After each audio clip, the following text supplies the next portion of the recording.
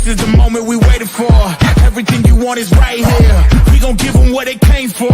We gon' take it up from last year. Shoot 'em my shot, boy, I'm long range. Me and the team on the same thing. Stayed down, never switched up. Only thing changed was the game. I'm in the zone now. Nothing can change what we on now. When I pull up, know it's going down. Foot on the gas, ain't no slowing down. Aiming for greatness, no settling. Kick down the doors, they won't let me in. What up, what up, what up? It's your boy, Phil All Caps of the Knicks Nightcap, back with another episode. And I'm looking forward to this one because since the last time we talked, and I feel like we say that a lot recently as Knicks fans, but since the last time we talked, a lot has happened.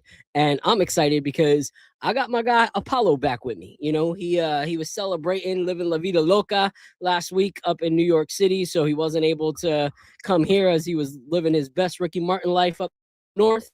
But now that he is back and the snow has kept him from any excuses, he's got to be inside. It's freezing out.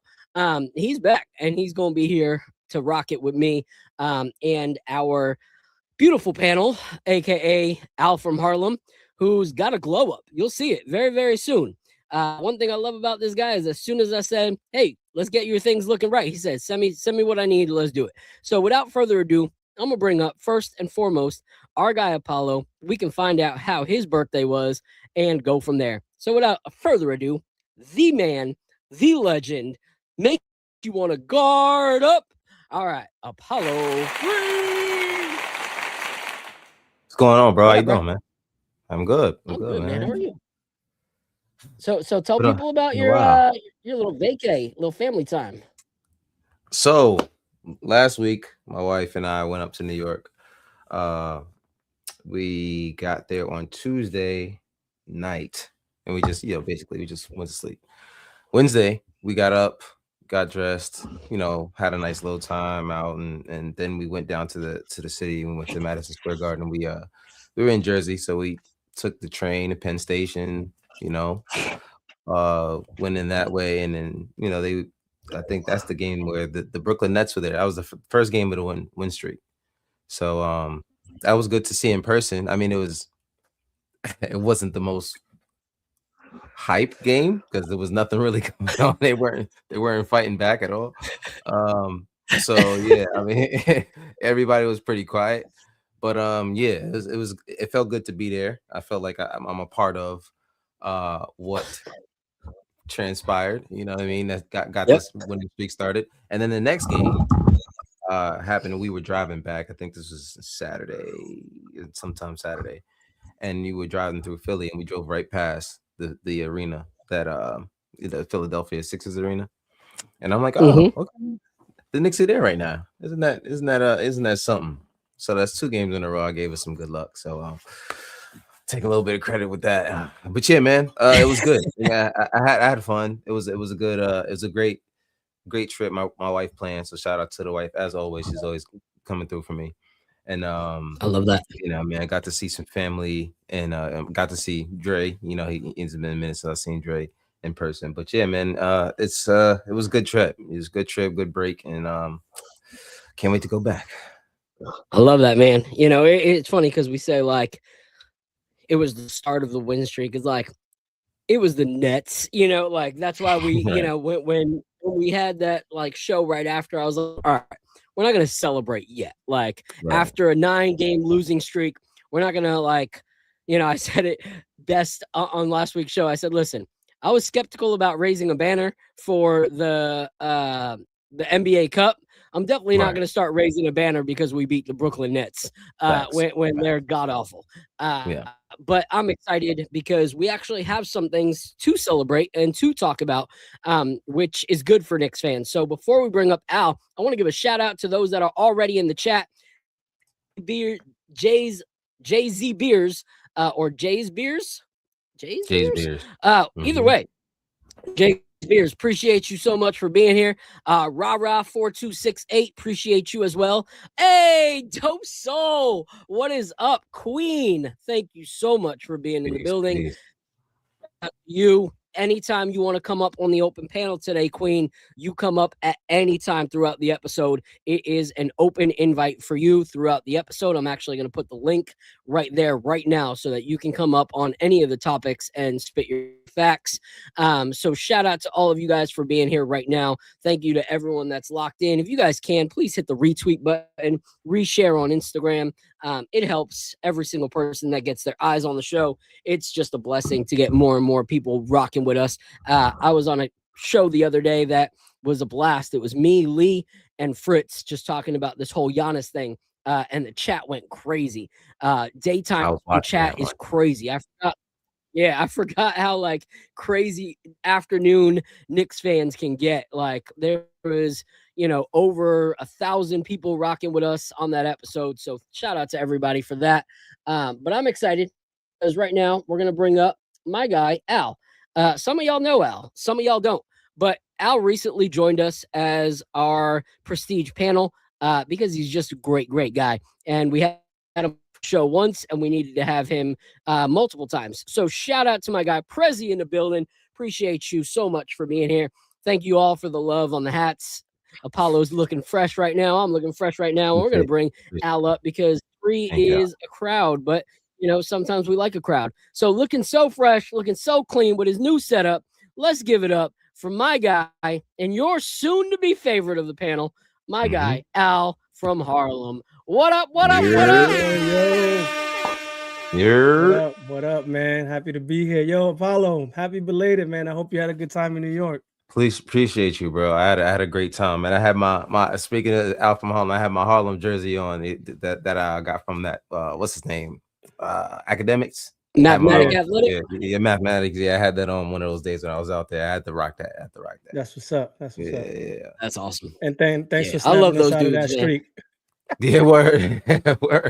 Yeah, I was almost what I had today. That'd have been crazy. It would have been like twins. That would have been crazy. So Al, how's dad life, bro? Yo, yesterday we had a breakthrough, man. Baby slept from 1 a.m. to 7 a.m. So it's a clean 6 hours. Wow. Praise God. Yeah. Wow. Oh, that's huge. Nice. Wow. For those of y'all that have never had kids, that is monumental. Like that is groundbreaking at this age. So shout out to the baby. That's the real champion of the night right here. Real. Because letting you sleep, that is a treasure that you don't really get. So shout out to the baby. Shout out to the baby. Start up another winning streak, hopefully. You know what I mean? Yeah. Let's not get too ahead of ourselves yet. All right. We'll figure out if we're gonna see any winning streaks coming up, but we got a lot to talk about. So first, I want us to break in and I'm looking forward to, this episode a little bit later on. One of my favorite brands in the whiskey scene will be joining us. And the reason I say they're one of my favorites is because they're very innovative. And I love innovation. So they do things that a lot of brands, just wouldn't risk doing. And that's one reason that I like them. So we will be bringing up a group called, a guy that represents the brand Good Times, and they'll be rocking with us. So that'll be a little bit later on in the show. He's actually hooping right now. And then he's going to join us in a little bit. But, let's talk about not the game that was against Brooklyn, because we talked about that enough, and I don't really want to highlight that too much because I'm not that impressed by that. But let's talk about the game before that. I mean, the game after that. The big one for us was the Sacramento Kings game. And the reason I say it's a big game is not because Sacramento is this elite team that we have to hold ourselves to that standard. But the Sacramento Kings beat the living bejesus out of us, and it wasn't until garbage minutes that we came back last time. So we won this game 103-87. What were you guys' thoughts initially on that game? Like bonus takeaways, whether good or bad. And then we can go through player by player and see exactly what the game looked like. But I'll throw it to you first, Al. What was your thoughts watching that game against Sacramento the other night? The big thing that I've noticed, and this is going to carry for the whole winning streak, is just the defense has been insane, right? Like one of the things that I was harping on when we got Mike Brown was like, is he a offensive coach or is he a defensive coach? I'm not really sure. And I've never been worried about the Knicks offense. I've always been saying like these guys got to get it together defensively. And it's going to sound cliche, but defense wins championships, right? Mhm. So I've been looking for the defense to step up, and my God, have they finally stepped up? So on a macro level, the defense was super, super impressive and has been throughout this win streak. But you know what? I can't help but keep noticing that, and I'm sorry because it's gonna be a little negative. I can't help but keep noticing that Cat is kind of like not stringing together like gaudy numbers like we're used to him doing, but we're winning without him doing Yeah. that. Mhm. Yeah. And we're going to talk about Cat in detail because that is a big topic for us as Knicks fans right now. I'm trying to get this layout right. I don't know what's happening. I'm going to keep it like this, even though it looks mad crazy on Instagram right And then now. I think So during the Kings game, I think he got benched at the end of the game, and they went with Mike Brown went with Mitch Robinson, which was also pretty telling. So yeah, we've been winning kind of without Cat going crazy, which is interesting. yeah. Yeah, we'll talk about that in a little bit because Cat is a huge topic of conversation, unfortunately, for these last few weeks and will continue to be. So what are your thoughts, Apollo, on, what you saw in that game? Well, it was clear to me that DeRozan was on a mission. I guess he was trying to break his record in the Garden. Because I was actually watching I forgot where it was. I was watching the Sacramento stream. So they were talking. I guess they were talking to DeRozan before the game, and they were like, "What is your career high in this building?" And he was like 47, and then he started looking up, and then he said, "I guess he's gonna try to break that record tonight." And I'm like, "Okay, oh well, I guess he's on a mission to do that." So clearly, if you watch the game, he was almost taking every shot at every shot at some point. Yeah. And I think that for the Kings took them out of rhythm, and we kind of wanted that to happen. You know what I mean? And that played into our favor. It worked out for us, and we started to, like you said, started to defend well. We kept everybody else pretty much out of the game. I mean, Sabonis got to the line a couple times, but it was one of those games where you can see like they started to click a little bit more. Like, and we can, like you said, we'll talk about other guys at some point about it, but they're starting to string together some chemistry, which has been to me the biggest issue with that losing streak that we had. Yeah. And so let's talk about the fact that, because I don't want to be the Debbie Downer, but I also want to be as realistic as possible when it comes to what we're currently seeing. And for me, one of the frustrating things was that until that fourth quarter, I didn't see a contending team in any way, shape, or form. It wasn't until the fourth quarter where we actually took it to the next level that we started to have that space between us and the Kings. Like it was kind of toe to toe for quite a while. And when you look at it, this is one of the few games that we've been fully healthy. Shamit's back. Everyone was playing. Mitch was there. Towns was there. JB, Hart, OG, Mikhail. We were all there. And yet they were still missing Zach LaVine. So regardless of Zach LaVine being a shell of himself compared to before, he's still an offensive threat. Like he still will put up buckets. Like he's not going to help you much defensively, but he's going to put up buckets. And so the fact that it was that close for most of the game was still a little bit upsetting to me to see that even without Zach LaVine, they could still contend for 3 quarters against the Knicks. And that was frustrating and telling to me because it reminded me of January. And our biggest thing with January was that teams that should not be contending with us were contending with us and beating us. And so that to me, I'm still looking at it and I'm like, okay, so we won, but at the end of the day, it's not like the Kings are contenders. The Kings are not contending for a championship this year. They're not even contending for a play-in at this point. You know, they are second worst team in the league with 12 wins and 36 losses. Or third worst team, because we still have the Wizards that will always be the worst team. But at the end of the day, this is a team that we should be beating. If we want to contend with the teams that are contenders, the Detroits, the Boston Celtics, the Oklahoma Cities, the Spurs, the Nuggets, the Rockets, if we want to actually be able to compete with those guys, we should not be struggling with the Kings in two outings with the Kings within the same month. Like, we should not have that be even a semi-close game for 3 quarters of basketball. Like, it should have been a little more closer to what we saw in that Nets game than what we actually saw against the Sacramento Kings. So that to me was a little bit frustrating. Any thoughts on that, guys? No, that's a very, very valid point. They are not a good team. You know, the fact that it took us that long, and that's been an that's another issue we can talk about, is the fact that it seems like a pattern now that we really don't start playing until the fourth quarter. You know what I mean? And that's been something that the coach has been speaking out about from a couple weeks now. He's like, we can't keep waiting until the fourth quarter to start playing basketball. You know what I mean? Even though we're winning. He said it during wins before. So that's a very valid point, man. Very valid point.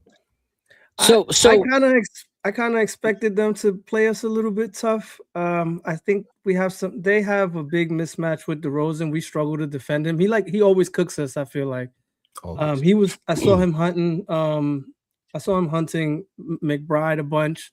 Like, McBride is like so small compared to him. He was just turning around, shooting right over him. Josh Hart's too small for him. Mikal Bridges is too light for him. The only one that could really maybe stop him is OG. And OG wasn't having a good game that day. He only had 15 points. He had 7 turnovers that game. So it wasn't a good day for him. And Josh Hart didn't really play that well either. So I kind of knew that was going to happen for whatever reason. But look, if you look at it at the end of the day, they only scored 87 points, and that's damn good. Yeah. But there's another point. Okay. Talk about how DeRozan cooked us. If you looked at DeRozan's numbers and they looked similar to, you know, a good Mikal game, it makes sense. But the fact that DeRozan still cooked us while he was shooting 14% from 3 and 50% in total, that still says a lot. Like, he was at the free throw line all game. Yeah, you're pretty much letting one guy on their team destroy our whole team. Like, one guy. Like, no one else was really doing anything. The closest person point-wise to him was Russell Westbrook, who was shooting even like horrendous numbers, 31% for the whole game, and he had 14 points. So the fact that it was even as close as it was with one scorer on their team says a lot. Because you're like, okay, you can leave everybody else open. Just guard DeRozan at this point. And we still could not do that. Like, they were pretty much playing like 5-on-1 offensively, and we still couldn't stop them. Here's one more tidbit to make you. Here's one other tidbit just to make you a little bit more upset about it. The Kings were on the second night of a back-to-back. Oh yeah. Exactly. So we were fresh as can be, you know, like, and yes, I know people say a win is a win, but I'm starting to think we're at a point in the season where it's not just a sloppy win is a sloppy win. Like, we want to make this our year. We're talking about championship year. It has to be more than we can beat the Kings. Like, okay, what else though? Like, what else are we going to do as an organization? And we were on the front end of a back-to-back, so you would have really wanted to put the beats on them so guys could rest. Yep, exactly. And so you weren't able to do that. And we're going to talk about what you guys both brought up because you can't ignore the elephant in the room on that game. And that elephant was Karl Anthony Towns. It's hard because you don't want to sound like a broken record where you're constantly having to talk about the same player every episode in this kind of light, but you kind of have to when you're going up against the Kings, who we are saying they don't really have like a guy that can stop Karl Anthony Towns. Like they shouldn't, at least. And yet Karl Anthony Towns had 17 points, but shot 33% from the night. And a lot of the points that he got were hard to watch. Very hard to watch. For anyone who says that Cat is soft, I've tried to like back and be like, nah, he's not soft. Like, and then over time, I'm like, all right, he's a little soft. All right, he's charming. All right, now he's just like, the bottom shelf Walmart toilet paper, So this is the play that kind of set me over the top. All right, this one right here, and I'm gonna share it with you guys. I already know what you're gonna do. Because it was frustrating. It was super, super frustrating. So I'm gonna share my screen with this one right here. All right. So I'm gonna turn off the volume so I don't get us in trouble. I remember this play. But come on, this should have never happened.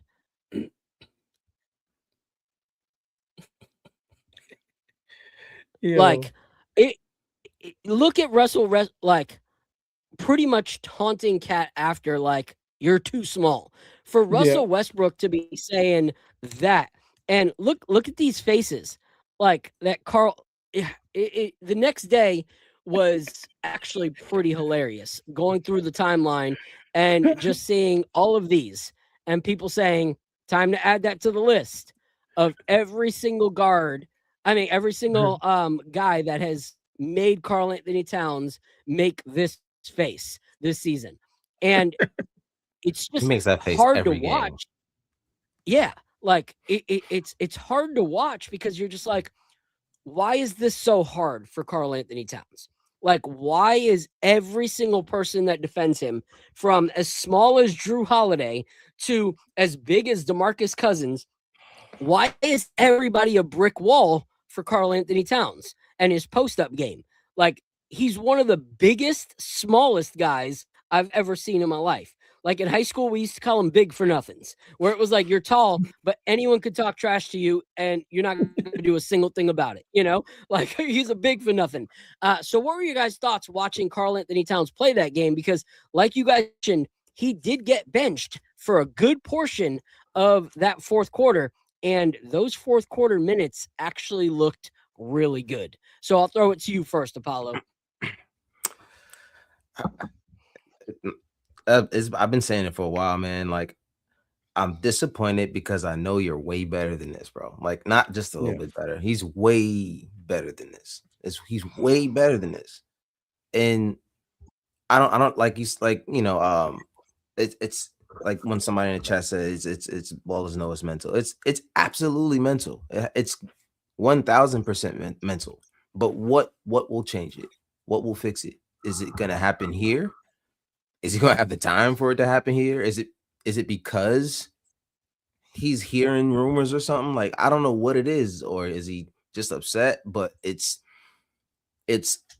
clear as day that he's not who he is. Like, I don't know what it is. You know what I mean? And it's frustrating to see. That play bothered me because I always felt, pause this whole conversation. Okay, we're from New York, but my man's got no hips, bro. Like, he doesn't know how to use his lower body at all. He doesn't. That's why in order for him to move around people, he uses his arms every single time. He has no lower body strength.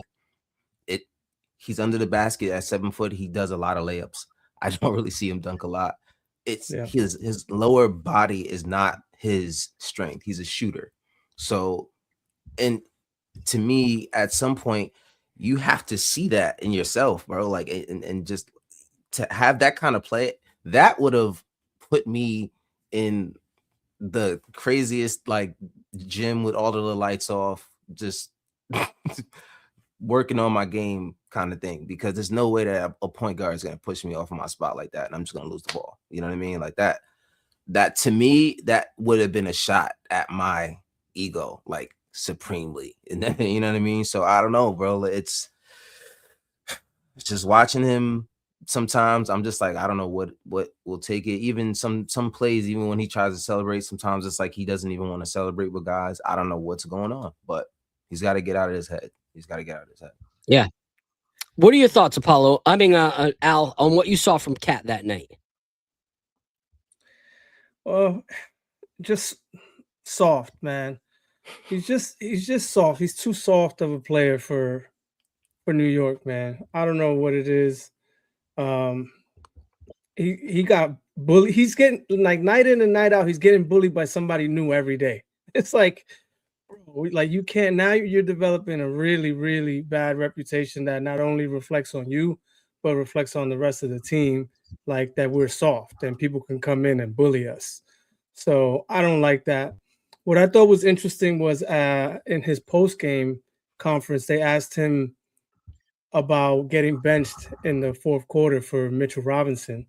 And yeah, he sounds like kind of dejected. He looks kind of dejected on the court, like he's kind of not into it and he's kind of like checked out. He just seems like kind of emotional, like something's going on. And then today, of course, there was a report that came out that said that he's been, after the summer when he found out that the Knicks were shopping him in that Giannis deal, that he kind of got upset about that. And it's been weighing on him.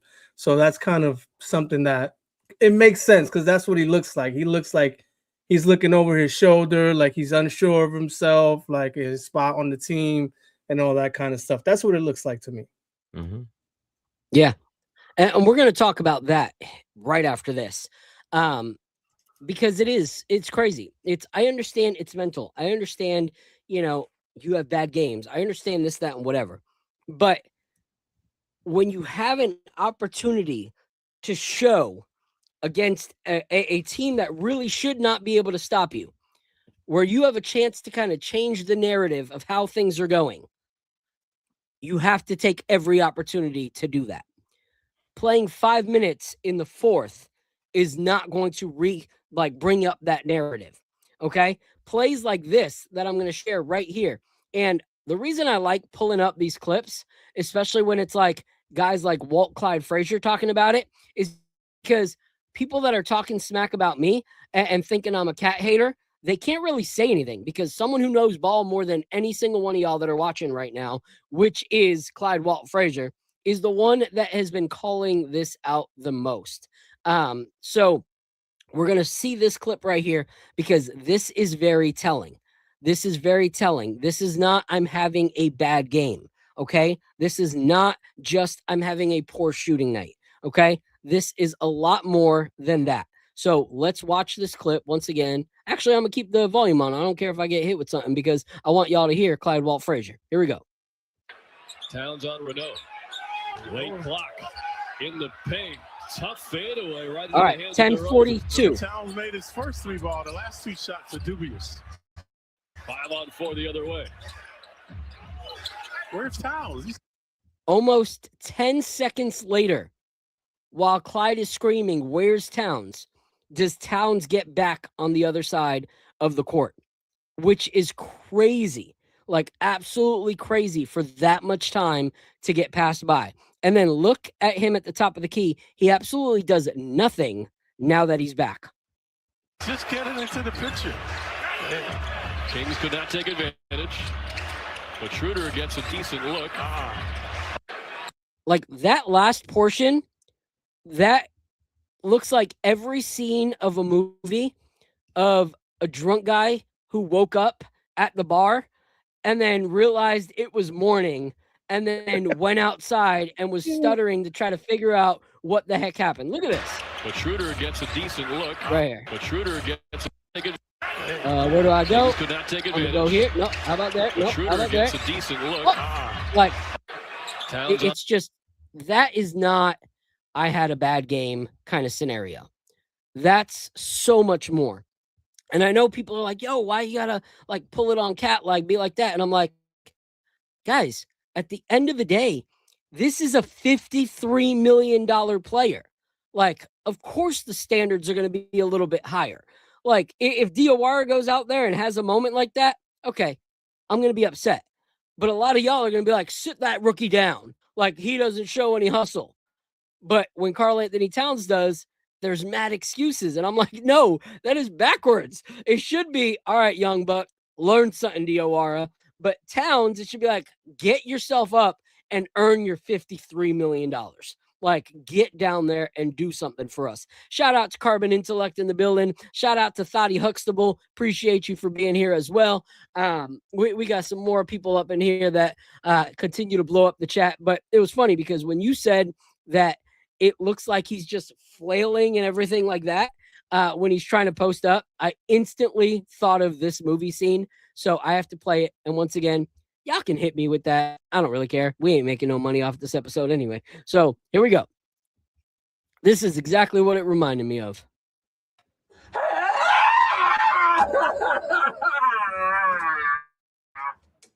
I didn't understand a one word you said. Ron, are you okay? Ron.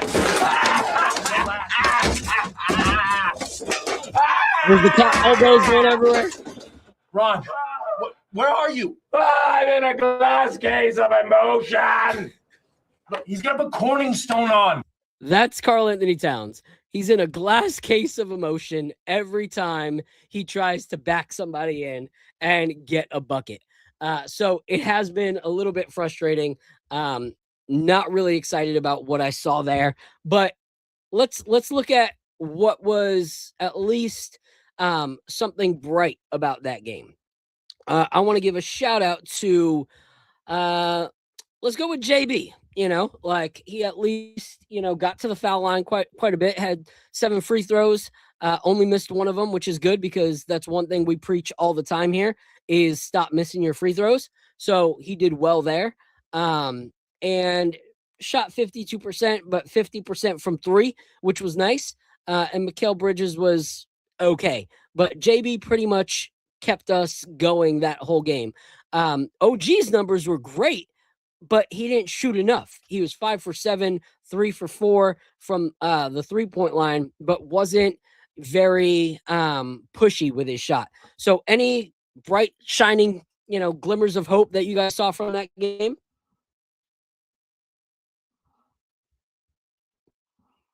Yeah, 27 minutes, Mitch. 27 minutes, I believe that was a season high for him. So that was very good to see. Yep. I'll say this.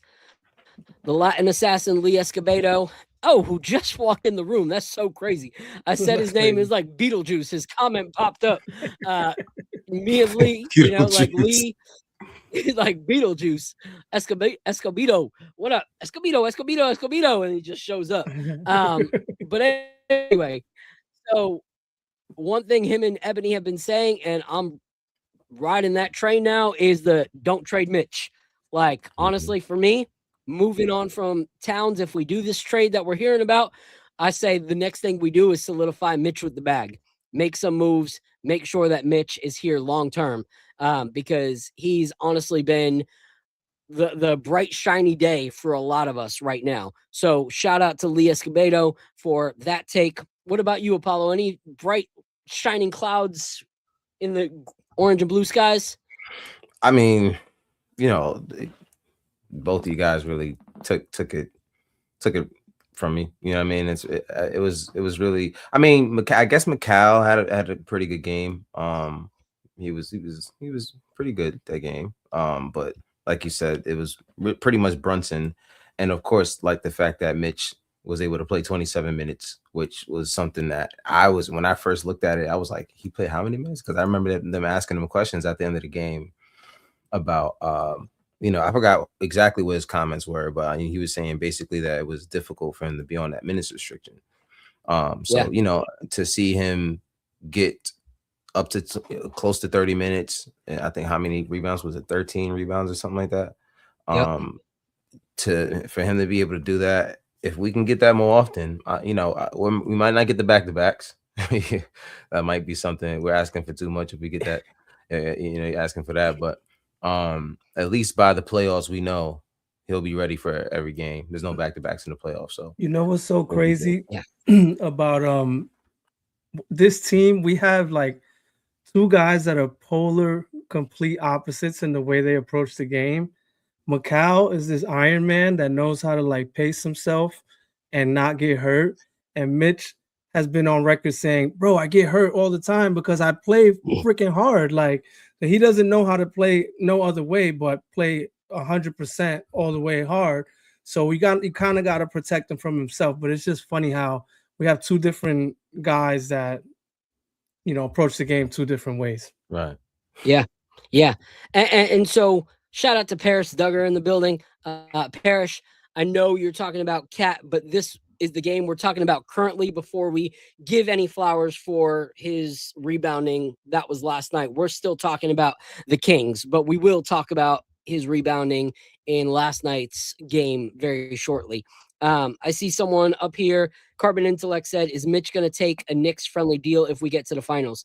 I would hope so, but I also feel like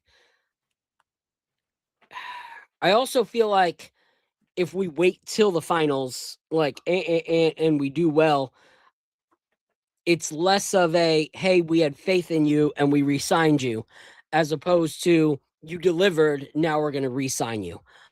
I think if we would have signed him earlier, we probably would have had a better chance of getting a team-friendly deal. Like, hey, you still are showing that you have to be on restriction, but we still value you. So can we cut, the cost a little bit? I don't know how he'll feel about waiting till then to get an offer and then be like, oh yeah, let me cut you a deal. But we'll see. Like if he delivers us a performance like he has over these past few weeks in the finals and in the playoffs, I don't know why he would really cut his price when we didn't buy in on him a little bit earlier with that extension. But that's my thought. But let's talk about this real quick. Before we talk about last night's game, I want to talk about what we talked about, Lee, myself, and Fritz. And I'm going to actually put the link for that episode in the chat because I think you guys definitely should go back and watch it. It's at like 2,100 and something views right now since yesterday. But it was just a really, really good episode where we were able to talk about this whole Cat trade scenario that we're hearing so much about. One thing we try not to do on this show is just buy into everything that everybody says. But when you get a source like Ian Begley, that's when we start taking things seriously as a Knicks community. So when Ian Begley says, hey, yep, the rumor is true that the Bucks and Giannis's agency are trying to figure out where's next home for Giannis, and the Knicks are aggressively going to be part of that, then we have to talk about it because now it's an actual thing that's happening for the Knicks. It's not just speculation from a fan. It's not just a, minor source that feels like he might have heard something. This is the source when it comes to Knicks fandom. So the rumors are that Cat wants out and that the teams that are interested most heavily to make packages are the Knicks, the Heat, the Warriors, and I believe maybe the Rockets were the other team possibly. But there was 4 teams and we were one of them. Wait, and you said Cat wants out? No. I mean, Giannis. Sorry, Giannis. Oh. Sorry. Whoa. Giannis wants out. Sorry. Okay. I apologize to all those watching that are like, wait, did I miss this? Yeah, spoiler alert. No. Giannis wants out. And the Knicks are aggressively in that talks, which obviously that would be Cat. Like it would have to be money-wise. They match up pretty much spot on. So what are your guys' thoughts initially on that? And then I'll share some of the thoughts that we had on that. What are your guys' thoughts on doing the trade now as opposed to waiting and see if no one makes the trade now and maybe we get Giannis in the summer? I feel like that's a little more far-fetched now that he's made it known that he needs another home. And knowing that the other teams are probably not going to wait. Like Golden State's not going to wait on the Knicks. The Heat are not going to wait on the Knicks. What are your guys' thoughts on the Knicks pursuing Giannis Antetokounmpo right now? I'll go to you first, Al. I mean, what I don't get what we would be waiting for. Checked out on Cat and also Mikal for that. I don't care how good of a game he had yesterday, but they're two guys that are too soft in my opinion. Cat's also just not championship caliber player in my opinion. Not especially not as like a 1 or a 2. I think he could be on a championship team one day if he's like the 3rd or 4th option, but as a 1 or a 2, he would be too important for that team, and he just makes too many dumb mistakes, sometimes unserious. He doesn't follow the game plan. His defense is lacking, all these kinds of things. So I've already come to the conclusion that Cat isn't a championship caliber player. We can't win a championship with Cat as our number 2 option. So I don't know. It should be clear to the Knicks brass too. So I don't know what we would be waiting for. Like, get it if you can get it done. If there's something on the table, remember we already had conversations with them about a potential package in the summertime. So we should be further along in our talks than other teams theoretically, right? Like we could just pick up, okay, this is where we left off. Let's get this over the finish line, right? Yeah, Cat does look like he wants out too. So, and for that matter, Josh Hart seems like it's not really like jiving with Cat either. Like that game, I forgot what game it was when Cat went to the basket and fell, and Josh is like, "Bro, get up, man! Like, come on with the nonsense." Like, so he's fed up with him. You know what I mean? So, I think you should make the trade.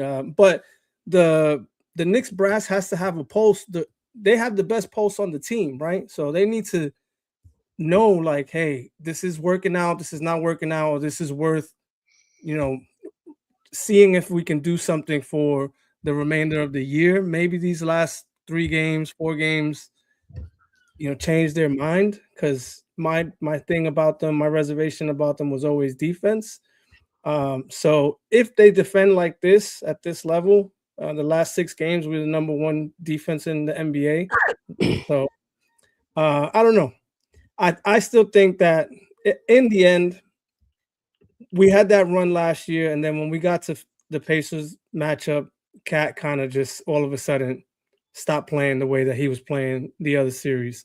And I can't live with that again, right? We have another run, and then we get to the finals, and then Cat decides that he's going to be in drop, and he's going to let people shoot threes in his face, and and not follow the game plan. It's like I can't live with that. So I'd rather just move on from him. And we know that Giannis is championship caliber, right? So we're getting rid of that and getting something that we know is championship caliber. So I think you do it. Yeah. All right. What about you, Apollo? I mean, it's like you said, if they already were having talks before, and the story back then was they came away with I guess they felt, both sides basically felt like the other side wasn't serious about the talks. There's an, like you said, you can pick right back up. There has to be an outline of something there already. You know what I mean? That you can just kind of say, all right, we understand this is what you wanted, and given the way we've played, there should be some things that we're willing to give up now that we probably weren't willing to give up before, because we probably thought we were just going to run right back to the championship, right? So now it's like, okay, well, there's some guys that we won't mind giving you now. You know what I mean? Yeah. At this point, like, oh yeah, that guy so and so, you can have him now. It's cool. Yeah, you good. You good. But the sad part is they're also watching them play too. So that's also the other side of it that a lot of people don't think about. Another side that I thought about earlier is that if Pat Riley wants that guy, he's gonna make sure that the Knicks don't get him. So if we're serious about getting Giannis, if he goes to Miami, he's there. He's good. He's not leaving Miami. So if they're serious about Giannis and you're not sure about this team, I don't see how, with everything going on and the energy around everything, right now, if you don't make that move when you could have, and then he goes to Miami, it doesn't really look good on Leon Rose. So I'm wondering how much he's willing to give up at this point, because like you talked about Cat, you can see the chemistry, like you said, Josh and Cat. I see it all the time. Like every time Cat kind of makes a move, you see Josh kind of like throw his hands up. It's the chemistry is off. You know what I mean? Guys aren't really driving the way they normally would, and like you said, that they're playing better with him off the floor, and it's hard to ignore that. So I don't see them saying, no, you know what, we're going to stay with this team for the rest of the year. Like, I don't know right now. You know what I mean? Like, we're playing well again, but we're playing well with him off the floor. So it's kind of like, it kind of makes things like you said before as well, that he kind of feels like he's in trade rumors. So it's messing with him, his psychological, his psyche and everything. But you're an NBA player, bro. You know what I mean? Like, this is you at the end of the day, you still have to raise your value if if that's what you want to do. So you still got to play up to your potential. So yeah, I don't know. Yeah.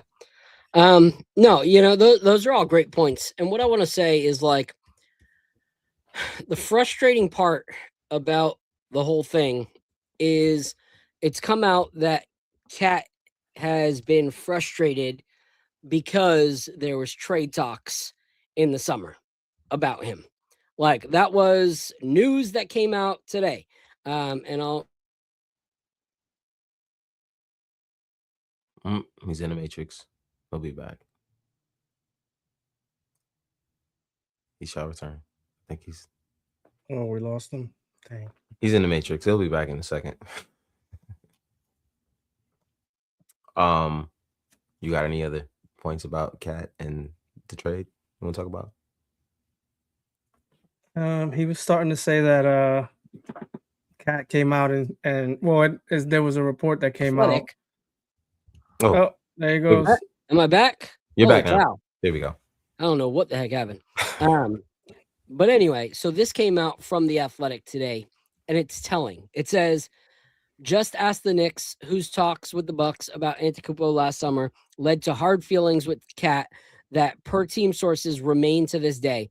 That's the double doozy that every team seeks to avoid, the failure to land the player they're pushing, that is followed by a step backward relationship-wise with the player who learned he was nearly sent packing in the process. So he has hard feelings towards the Knicks, and it's affecting his play. And that frustrates the living daylights out of me. Like, at the end of the day, this is a business. At the end of the day, that players get traded. That when you make $53 freaking million, that what the team that just traded you for wants to see a $53 million player. And it's not like you're seeing rumors of like, hey, the Knicks are really rethinking this whole Karl Anthony Towns thing, and now they want to get Emmanuel quickly back, so they're thinking of trading him. Like, no, they're looking at a player that is a legend in the making right now in the league. So if anything, you go, okay, obviously, if they're going to trade me for anyone, it has to be the elite of the elite, because that's what I demand in a trade. Like, that's what a team would have to, do to get me, is send somebody like that. It shouldn't be something that completely cripples you as a player and has you play some of the games that you've played and having 6 points one night or 8 points another night or 12 points another night. Like, that is ridiculous. To me, if it upsets you, show the Knicks that they were stupid to consider it in the first place by playing astronomical, game-changing basketball that makes the Knicks go, wow, I'm so glad we didn't make that stupid decision and trade Cat this summer. But instead, you're making them explore it again because you're having freaking 8 points in 34 minutes while making $53 million. Like, you're justifying why the Knicks even explored those trades in the beginning. You're giving it due process and due reason to do it again. And I understand, like Parrish Duggar said earlier, but he had 22 rebounds last night. That is awesome. But he still sucked offensively. And at the end of the day, we don't pay Mitchell Robinson $53 million to be our best rebounder. Why are we going to pay Cat $53 million to be our best rebounder? That just doesn't make sense. And they played a small lineup the entire time. So it was like, exactly. Exactly. Like the biggest guy that they have on their team that, what was an issue is Brandon Ingram. And Brandon Ingram don't Scotty do that. Barnes, right? Yeah, they don't do that defensively like that. Come on. And so we were talking about the trade and why it works. And I have a new slogan that I started. I never go outside without a fit check, and I never post or submit a trade proposal on the internet without a Fritz check. Because Fritz is going to do all the numbers for me. So shout out to my guy Fritz. Love that dude. That's my new motto when it comes to talking trades. But we were talking about, first, Leon Rose. Like how much weight comes down to whether or not this trade is made. Like whether it's now or this summer. Because if you look at the Heat, if the Heat get him, that changes the East. That completely changes the East, like astronomically. So we can't let that happen. But also, like Lee so kindly pointed out, you were brought, Leon Rose, to bring us a star. To bring us a star. You have yet to do so. Jalen Brunson became a star under, the regime of the Knicks and the coaching of Tom Thibodeau, which is great. We were unable to unlock that. But you were hired to bring us a star, and you've yet to do that. And now the biggest star that's been available in the time that Leon Rose has been with the Knicks is now Giannis, and he is pretty much requested to be traded. And he is getting marketed, and it talks about how we didn't seal the deal this summer.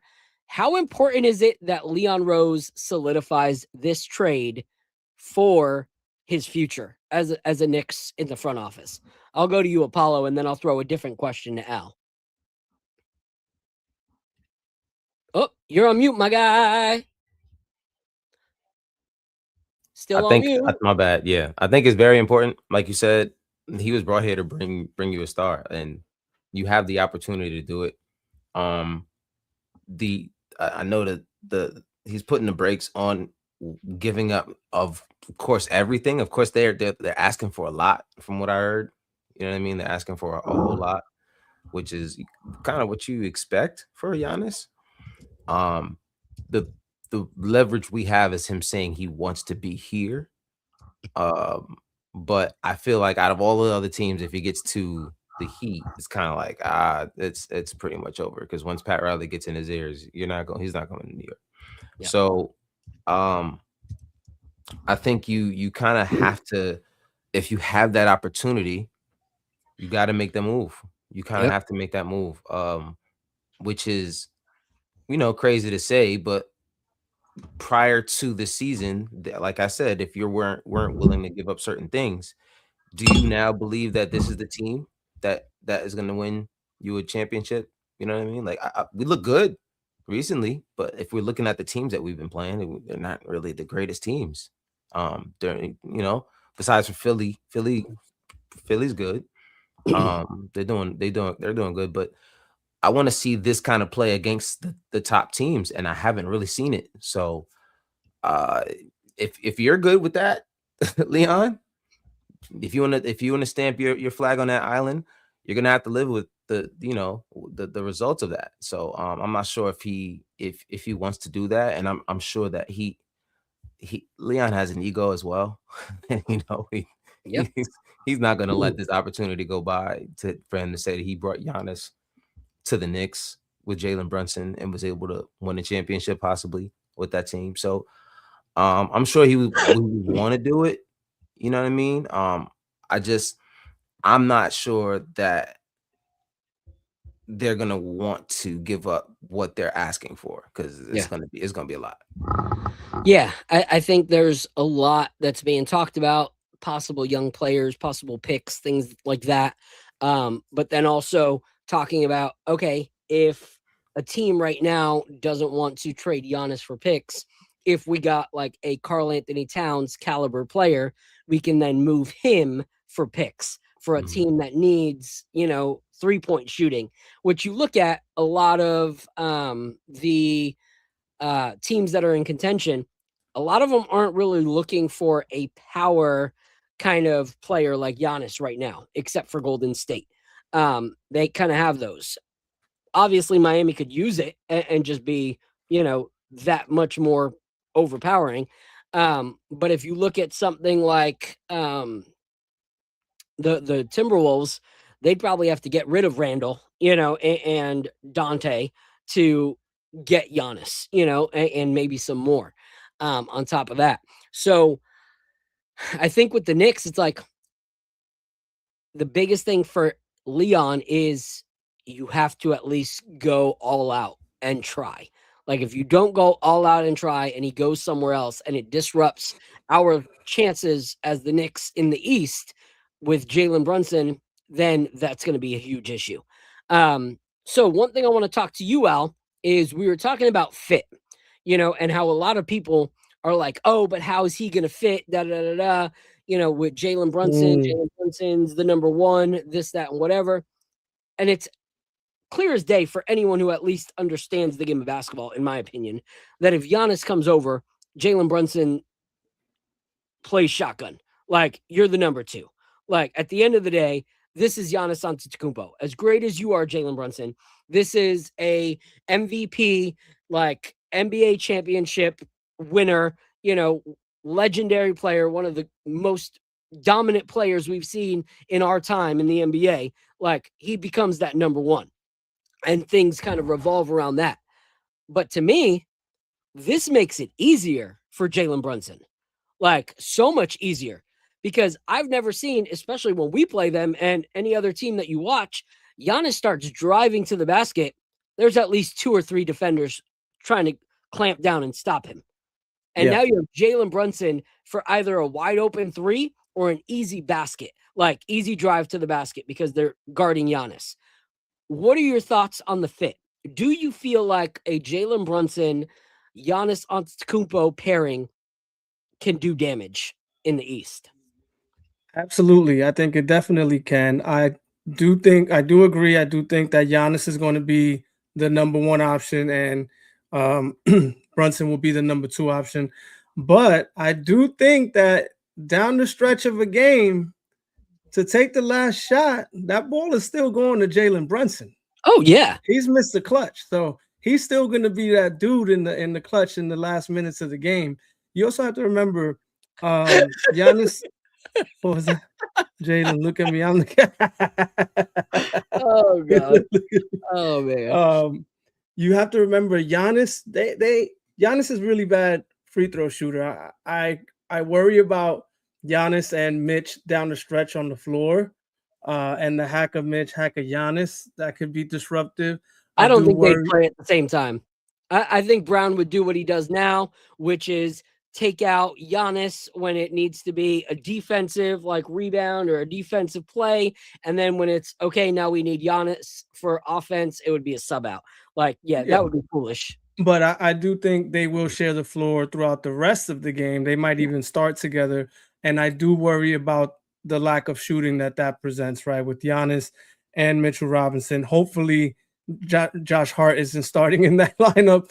But I worry about that. I think Giannis is best suited with a stretch 5, and we currently don't have that on the roster. So that part of the fit could be a little clumsy, in my opinion. We'll have to see how they work through that. Yeah. And I would say yes and no. I think that the reason Giannis has always really needed a stretch 5 is if you look at his guards, they were not really 3-point shooting guards. When he was like with Milwaukee and it was Drew Holiday running the point, Drew wasn't really a 3-point shooting guard. He was kind of like Josh Hart. He can hit him when he's open, but it's not really his thing. But now you have Captain Clutch that you drive to the basket, you can dish out to. You don't necessarily need a big to dish out to because Jalen will catch and shoot. Landry Shamet will catch and shoot. OG Anunoby will catch and shoot. Like, you have those guys that are going to be, that. He only really went to his stretch bigs when Chris Middleton wasn't like open for a catch and shoot three when they were on the same team. And then when Chris wasn't there anymore, then he started going to his big, because that was the better 3-point shooter that he has. Either way, Giannis is going to attract defenders and pass it to whoever's open from three. And so allowing Jalen Brunson to be a little more off ball, it gives you that opportunity to, spray it out a little more. And it does a little more of what Mike Brown's offense was intended to do anyway. Like drive it, draw your defender, dish it out. Well, right now, it's not don't Cat. have anyone. Yeah. Cat's just hooking people and throwing him. Oh, like he's. We don't really have anyone that really puts serious pressure on the rim and attacks the rim like that. I mean, Josh does it on fast breaks, but in a half court setting, we don't really have someone that has the wiggle to get to the cup and be cause serious harm. But Brunson gets in the lane, but he's 6'2", so he usually is pulling up and stopping. But Giannis can go all the way through and put you through the rim. So that's something that this team needs is missing. Is there a world where they can figure out how to do? Of course, they would have to cut the team to do it, but getting him and keeping Cat? No. I don't think any team wants that, first of all. And you got to at least get 53 million out plus. Yeah. I was going to say, technically yes, but then OG has to go and Macau. They both would have to go because OG has the second highest pay contract on the team. So and honestly, I don't. There's so many more lineup I think I'd rather have than You know what's funny is I've always thought, or when Leon made the trade, I thought it was a calculated gamble. That when he made the trade for Cat, I thought it was a calculated gamble. He's going to come here. We're going to try to win with him. If we can't win with him at all else, he's making this big salary figure that we're going to need to match to get to swing a deal for a star player. And he probably was already thinking about Giannis in some type of way because, man, their salaries are exactly a match. It's so crazy. So I think Leon was actually thinking long game here, or at least was already thinking of his exit strategy from Cat if it just didn't work out. And I think we're here. All right, I'm gonna throw it to the next question first. Apollo, which good times do you have available? Cranberry, vanilla, and Japanese cherry tree. Japanese cherry tree. All right, so we're gonna go with that first. We're gonna start with the cranberry vanilla. He's running a little late, so we're gonna start on the pours, and whenever he gets here, he gets here. But this is the one we're gonna start with. This is a brand called Good Times. And what I love about these guys is they're all about innovation, and they're all about trying to just bring a new way of finishing whiskey to the table. And they are doing a dang good job at it.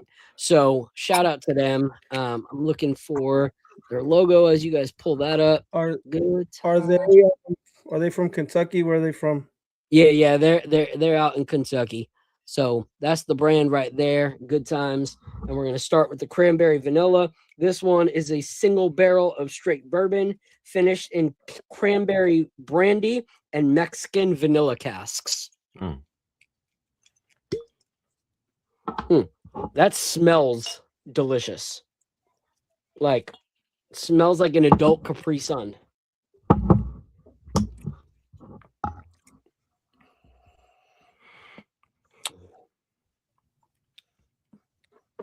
That's good. All right, let's go for it. The finish is nice.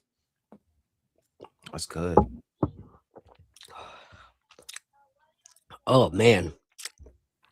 That is so smooth. Yeah. The finish is nice. And the fruitiness of it. It's crazy because, what people don't realize is, when it's a finished whiskey, it's not like us saying,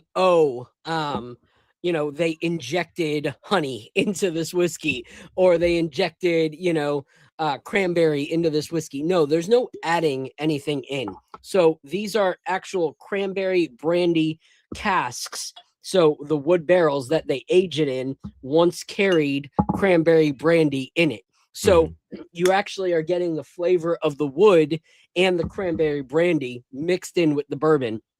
And it is just such a good, cohesive, delicious pour at 112 proof. So this one's absolutely delicious. It smells great. Oh my Yeah. God. Like seriously, that could be a candle. That could be a candle in your wife's room. Yeah. I love it. I can smell the barrel. Yep. It's nice. That's delicious. All right. So as we sip on that, let's go into the next topic that I have here. So we talked about Leon. We talked about making it happen. And I'm kind of going to detour on this one a little bit because we talked on this. And I think it's very important. To anybody that is comparing this Giannis trade to a Carmelo Anthony trade years and years ago, please stop. These are nothing like one another. When we went all in for Carmelo Anthony, we had nothing else for Carmelo Anthony to do. Like there was no one else that we were really building on with Carmelo. We were like, all right, we're going to go all in for Carmelo and see what happens after that.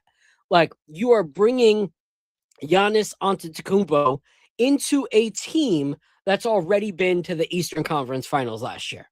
You're bringing Giannis Antetokounmpo into a team whose point guard was just voted as the starter for the NBA All-Star game.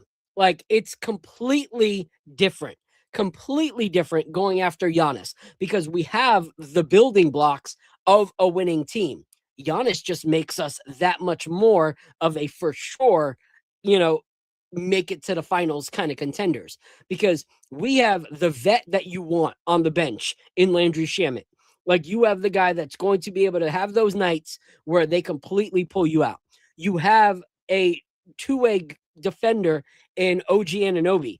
You have one of the best offensive rebounders in the game in Mitchell Robinson. Like, it's not like you are bringing a Carmelo Anthony player into a team that you hope one day is good. You are bringing a Giannis into an already good situation. So those things cannot be compared.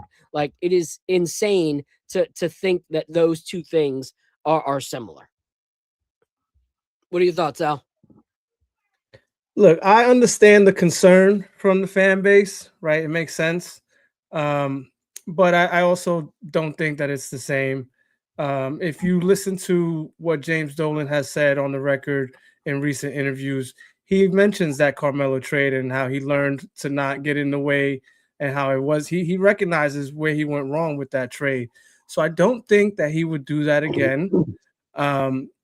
The funny thing is that this trade makes me think of a different trade that actually didn't happen and that James Dolan spoke about recently, which was he said that he had a trade on the table for Vince Carter back in the day. Yep. And he didn't do the trade because the medical staff told him that Vince Carter was going to tear his Achilles any day now, that it was like 90% ruptured.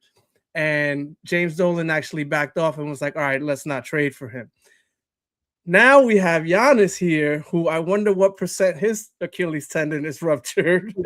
Yep. And will, and of course, right, Vince Carter never ended up tearing his Achilles. So will James Dolan take that same stance and not make the trade? Or is he going to be like, man, I got screwed last time with Vince Carter. I'm making the trade. I don't care how bad his Achilles is. So I actually found myself thinking about that. I thought it was interesting. No, that's a great point.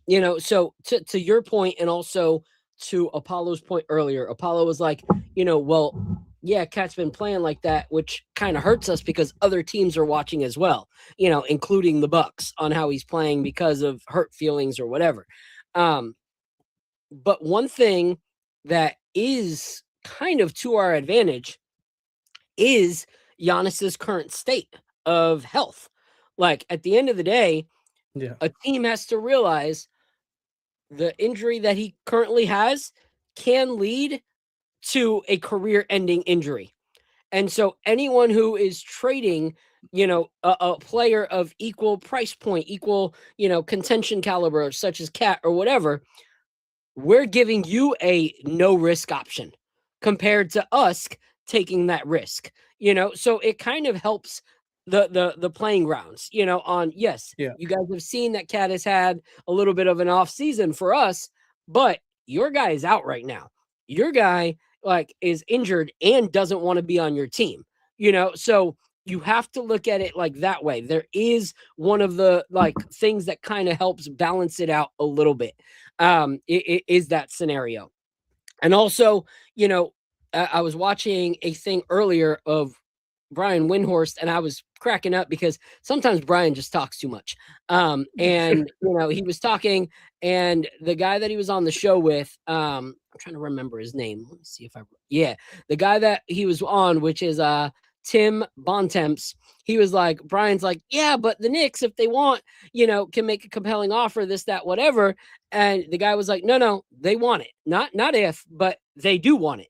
And he was like, yeah, but you got to think Jalen Dolan has talked about publicly how, he believes in this team. And the guy was like, that's great, but they still want it. One thing that Leon has said is that he wants a star here. And most of all, he wants a championship. So regardless of what he said about liking this team, he likes the team, but he loves a championship. He wants to leave a legacy. Him and Dolan don't want to just like things. They want to be loved, and how do you do that? You bring a championship to a New York City that has not had a championship as long as any of us have been fans. So I don't think it matters so much that he doesn't want to go back on his word that he likes the team. He definitely is not going to bat his eyes to not get a championship. And this is a great post right here by John Macri. He said, so if the trade line passes and Cat is still here, what happens to those hurt feelings? Can they truly be put behind him? Cat's an emotional guy, as we all know.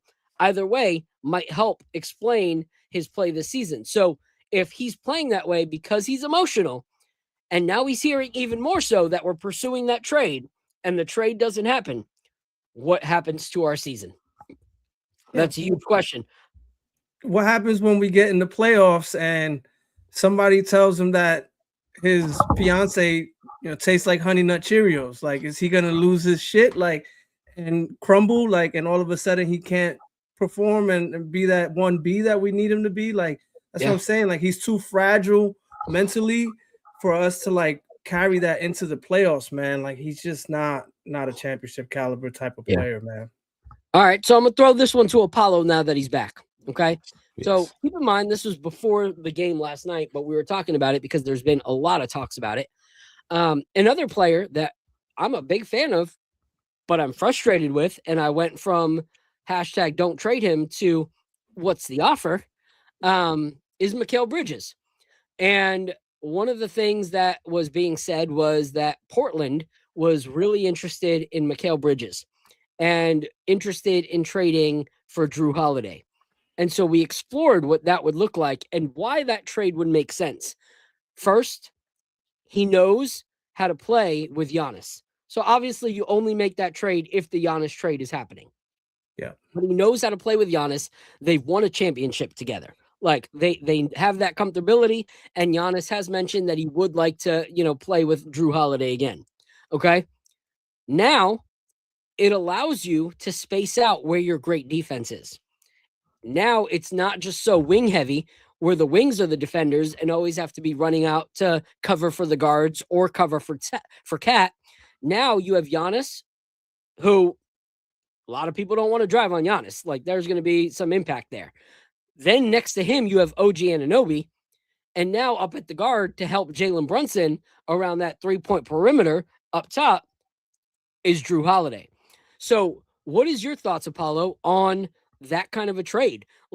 Could that help the Knicks with some of their deficiencies defensively around the paint? Around the 3-point line?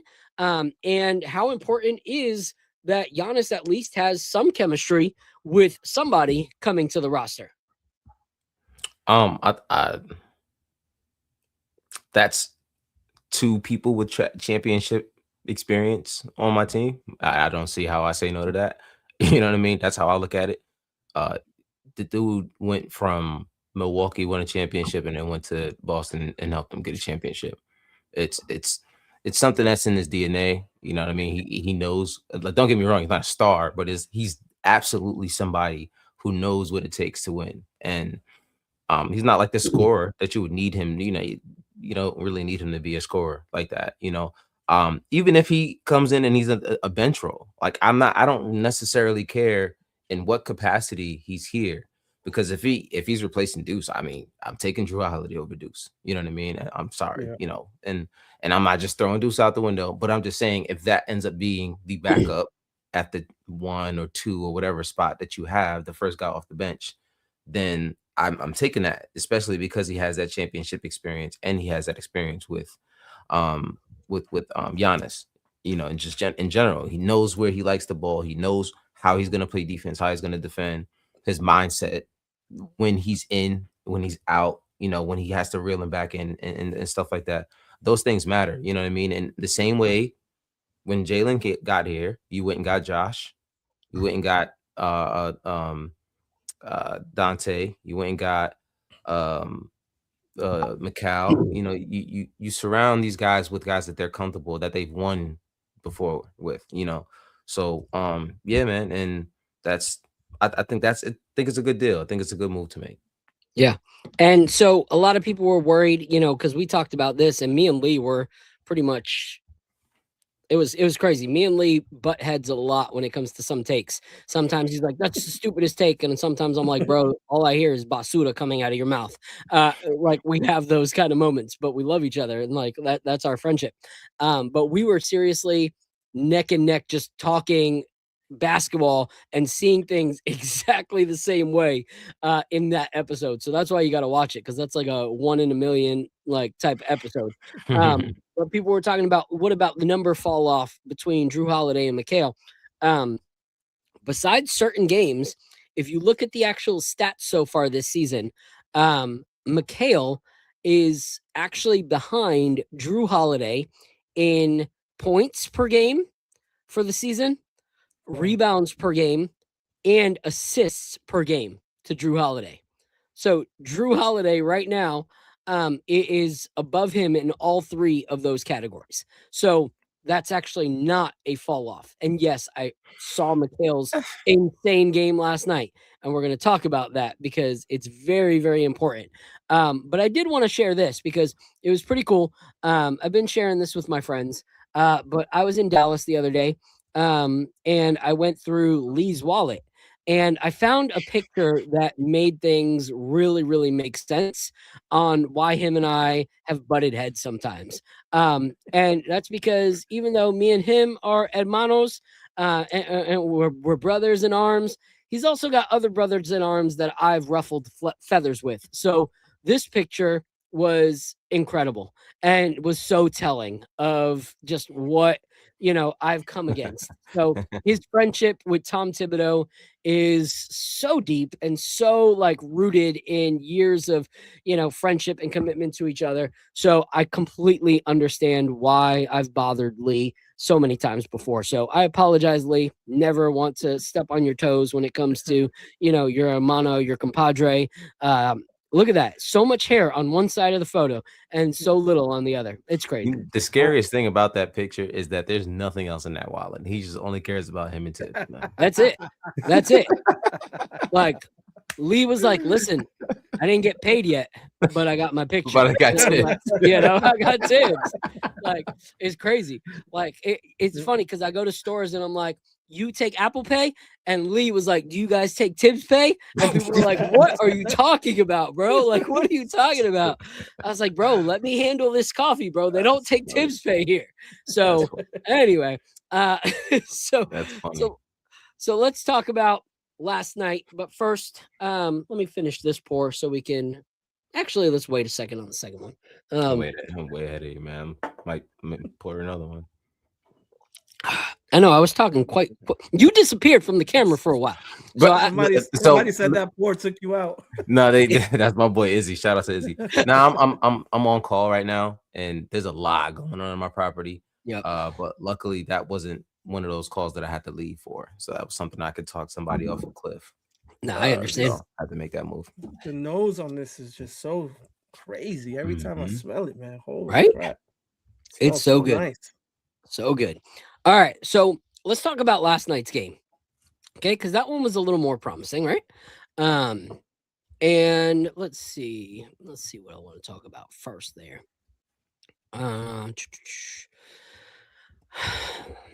Actually, before we do that, let's go into a dictionary.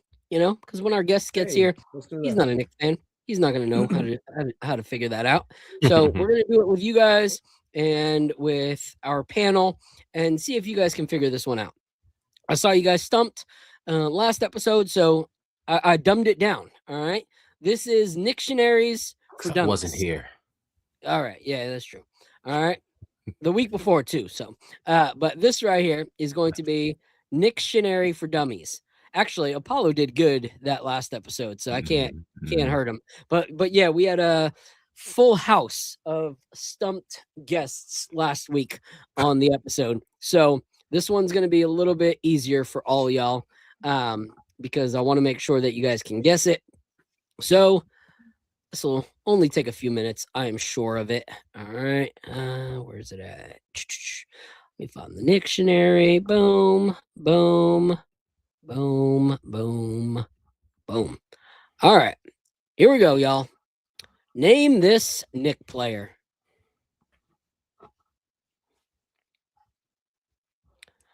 Mike set 116. Unfortunately, I do not believe it because apparently they do not want to give up the picks and young players that they would have to give up. Don't know if that's true or not. I also don't think that Giannis wants to go and win a chip under someone else's legacy. I got it. All right. You guys both got it? Yeah. All right. What do we got? I just saw Lee put it in the chat. What do we got? Walt Clyde Frazier. Walt Clyde Frazier, yeah. Yes, sir. We got Walt Disney at the top up there. We got Clyde the Glide Drexler. And then we got the whole cast of that horrible, boring sitcom that so many people thought was awesome, Frasier. So applause to all of you guys for that. And it's so funny. Some of these shows like that and Seinfeld, I was living in Florida and was in college, and people are like, oh, you don't like, Frasier or Seinfeld? And I was like, no. They're like, oh yeah, well, and they didn't really know where I was from or anything like that. And they're like these white kids from the middle of who knows where. And they're like, yeah, well, that's because you kind of have to have a New York state of mind to really get the jokes. And I'm like, I'm from New York. You're from the sticks. What are you talking about? Excuse me. Has nothing to do with why that show sucked, in my opinion. But anyway, That's funny. All right, so let's talk about the game yesterday. All right, let's pull up some of the stats because it was an entertaining game to watch. All right, us versus Toronto. One thing it does continue to show. Leon definitely won that trade. Even though RJ's playing well, Emmanuel Quickly's in a weird slump, not worth the contract that he got. Just seems different. This is definitely Brandon Ingram's team. We saw that between him and Scotty Barnes. But the Knicks played well. 119-92. What were your guys' thoughts when you were watching the game? I'll go to you first, Apollo. I mean, at first I was frustrated before they went on that run because it was kind of like, why are you guys struggling with them? But then OG decided to start dunking everything that he that he saw. Every single time he got the ball, it seemed like he was dunking the ball. But that we got that run, I think it's towards the end of the third quarter, and they finally started to, get going. And it was one of those frustrating ones because it looked like they were gonna let Brandon Ingram kind of just go crazy. And I was kind of like, Brandon, come on, man, you gotta shut that guy down. And then the turnovers after turnover, and I'm just like, all right, when can we not make a backward step? And then they got it together, made that run. And I think Monica McNutt had said something about a 60-something to 20-something run to end that game or something like that. that was just ridiculous, So yeah, it was a roller coaster, but the end of that was it was good to watch. Yeah, I agree. The crazy thing is, you talk about the OG dunks. My boys were like watching with me, and they were like, "Dad, OG, all he does today, that's all he knows how to do is dunk. It's crazy. Like he's dunking and he's dunking and he's dunking." And he's like, they were like, "We don't think we've ever seen OG dunk this much in the whole game in his whole time that we've watched him." And I'm like, "Neither have I. Like, it was just a different beast last night." And he's always been someone who plays better against his old team. Like he's always going, to the wall when it comes to playing against them. So to me, I was honestly most impressed. I know everyone's like, that's the McHale game. But I was most impressed by OG Anunoby last night. To me, it was the OG game. Because it wasn't just about the points, but it was also about his efficiency, which yes, McHale's was more, but it was also the contributions everywhere else. 3 rebounds, 5 assists, 2 blocks, and then 6 steals in the game. Like, that's just crazy. Like, if you look at it, our team had 12 steals in total. 6 of them came from OG Anunoby. Like, that's kind of crazy. So for me, a tweet from my bad. I was just gonna say there's a tweet from Tommy Beer that says he's the only player this century to tally 25 points, more than 5 steals, 2 blocks, and 5 assists without committing a single turnover in the game. OG Anunoby is the only person that's ever done it. That's crazy. That's crazy. Yeah, that's insane. That's crazy. So OG was definitely on point. But let's talk about Mikal Bridges, because this kind of makes things a little bit weird, to be honest. Mikal's numbers were insane last night. Okay. One thing we always say is, why is your efficiency so high, but yet you stop shooting? Like, that was one of our biggest pet peeves. And then last night, he goes 12 for 15, 80%, 66.7% from 3. That's freaking nuts. And 4 assists. Mikal's best game, like that I've seen. Like, yes, he's had higher scoring numbers, but his efficiency was through the roof last night. So for me, this is kind of annoying, because watching him last night, Mikal playing like that is championship caliber type basketball. That takes the Knicks to the next level. That takes us exactly where we need to be, where his name being mentioned in trades, if he was even 70% of that every single night, his name would never be mentioned. The frustrating part was that it was so effortless for him last night. Yet there's some nights where he looks like absolute trash or just does not contribute. And the frustrating thing is having to question, like we do with Towns, which Mikal Bridges are we going to get that night? And how do we rely on that for the playoffs? So what are your thoughts, Apollo, on Mikal? And in the interview, in the post game, he had a lot to say. Like, you guys saw his post game, right? Yep. Yep. So he had a lot to say about maybe he was just too prideful, wasn't allowing himself to be coached, and like he wasn't showing up for his teammates and finding the energy that he needed. What are your thoughts, Apollo? I don't know why that light just went out.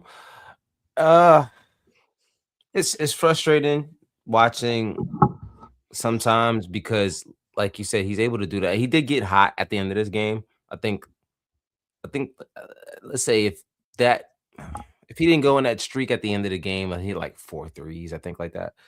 It would have been like a normal Mikal game, and he had 18.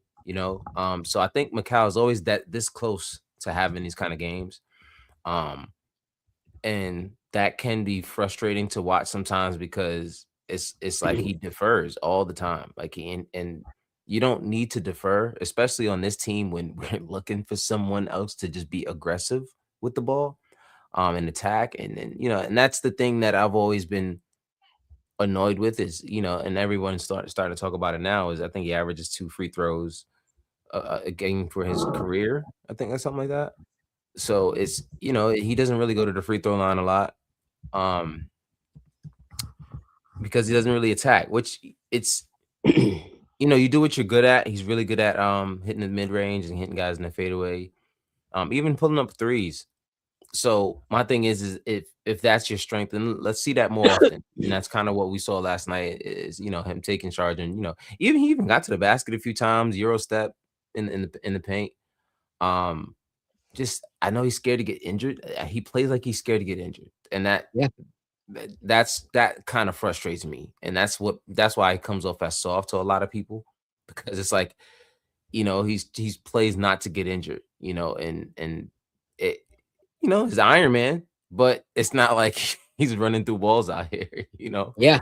So it is very frustrating sometimes watching him like not be aggressive, but it's good when he actually does it. But then it also frustrates you because it's like, well, why don't you do this more often? So hopefully this is what he said at the end of the game. It's a trigger that he can actually flip manually instead of just happening at random games. But we need that. We need that more often. We need games like that more often. And I know a lot of that is chemistry, and being on a run matters as well. So it's not always in your control, but just be aggressive as often as possible. And I think that'll change how a lot of people view him. Yeah.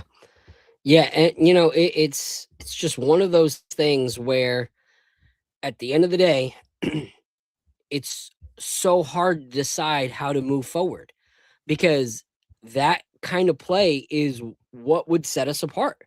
Mhm. But we don't know if we're going to get that. We don't know if that post-game interview is him saying, "Hey, it's all going to be different now," or if it's going to be, "Hey, I realized what I did wrong, and I'm probably going to go back to that again." Like, that's the frustrating part. I read a comment about his post-game comments that said something towards the lines of like, do you think he was really talking about himself, or was he saying that about himself to like really like drive a point home to another player kind of deal? That makes which I more thought sense. could be, because it doesn't strike me that he's not coachable. I find a really hard time believing that. So I don't know, man. I think that it could think be. he It was could have sending been a like shot. a little. Yeah. Yeah. Here's an even better tweet along those lines. I'm gonna share this screen. This is from my my homie Jesus, and he shared this about the McHale thing. He said that post-game talk McHale said is interesting. It could be that he hears about getting traded and he knows that he is getting a reputation of a coach killer, or he is waking up and doing a self-assessment and fixing the issue. So either it's, hey, this is my wake-up call, or hey, I might get traded, and if a team trades for me, I better clear my perception before I get there, because it could be a rude awakening when I get there. Yeah, it could be some of that too. Yeah. So I want to go with Papi right here. Papi Shampoo. He said, Papi Shampoo asking a question. And I want to say it in an accent because I feel like Papi Shampoo deserves it. Papi Shampoo asking a question. If the deadline passes and we don't trade Cat, will he overcome his issues with Brown and his teammates just tell him he needs to do better? Yo, nah, you went crazy, bro. Papi Shampoo. Okay? Okay, Papi. Let me tell you this, Papi. Okay? I think what happened with Papi, okay? Karl Anthony Towns, Mr. Bodega, okay? He's not a cat like a lion, okay? He's a cat like a little fur, he pees, he's got the urine in the house, he pee all over the apartment, okay? That's the cat, okay? New York, state of mind, he no have it, okay? Okay? Anyway, so I think, let me tell you something. Let me tell you something, okay? Okay, so a New York state of mind, by definition, all right, I want to read it because this is what I think when it comes to the whole Cat situation. It means adopting the unique, fast-paced, ambitious, resilient, and sometimes gritty mindset associated with New York City. I don't see the resilience or the grittiness that a New York mindset has. The other stuff, yeah, I could see that. I could see Cat liking the other stuff. It says that it's a constant hustle, endless possibilities, cultural vibrancies, and mix of excitement and danger. I feel like Cat enjoys half of those, but not the ones that are costly, not the ones that require, the grit and the toughness and the danger and the aggression that comes with a New York mindset. So I don't think that Cat, if he stays, is going to get over it. Honestly, like I do not think that this is something that he shakes. And if it's true that that's why he's playing that way, we have to find a way. We have to find a way this year. Like if he can't shake it, no one else can shake that for him. It's just not something we can do. And so that's that. But Mikhail, like I really feel like if he's gonna be that, then we gotta hold on to him. But if he's not, then we gotta move on from him. And that's so frustrating when we seriously have a week to make that decision. Like he does not give us much time to decide based off what we saw last night. If we would have saw this start of January, it would have been a different story completely. But before we go on to the next one, I think Cody's back there, but seriously, he looks like right now I can barely see him, so it kind of looks like the Blair Witch Project. So I don't know if Cody's there. Like seriously, it's like shaky like movement camera. I saw his eyes for a second, but now I don't. Yeah, it's Blair Witch. Cody, if you see us, give us a thumbs up if we can figure it out. If you need some time, let us know, Cody. If you need some time. Hey, that last pour, it had Japanese something. What was it? No, that one's cranberry. Oh, that was cranberry vanilla. Oh, it was just cranberry vanilla. Okay. Yeah. The next one that we're gonna do is the Japanese cherry. Cause I smelled a lot. I got a lot of floral notes on the nose, man. Yeah, it was interesting. Yeah. That's gonna be the next one we're gonna do is the Japanese cherry tree. I think he's there. I'm gonna try to bring him up, and if it looks horrible, I'm gonna tell him to contact us as soon as he gets home. So let's see. Hey guys, can you hear me? Barely. Are you on your way home? Yeah, I am. I just dropped 25. Oh wow! All right, nice. Let's go. Okay, that's how far are you from the house? I'm about 10 minutes away. All right, do me a favor. Get home so we can actually see you, and then we'll have you hop on and talk about the brand and the Japanese cherry tree. All right, yes, sir. I'll contact you in about 10 minutes. All right, sounds good, bro. See you soon. All right, brother. Bye. All right. Got us a Jalen Brunson out here, man. Ebony, there's always whiskey for Eb. Like if we get you on the show, we send you the samples. It's gonna happen. It's gonna happen. Shout out to Ebony, one of my favorite people in this whole community. But let's talk. Also, I want to play this highlight reel, and I want you guys to point out what you notice from this highlight reel. Okay, this is a reel that IQ for 3. He goes by Teg on Instagram. Yeah, I love his little highlight clips and stuff like that. He put this one together, and to me, it was very, very telling. So let's see what we got here. Share screen. Boom. Once again, the volume's got to go. Here we go.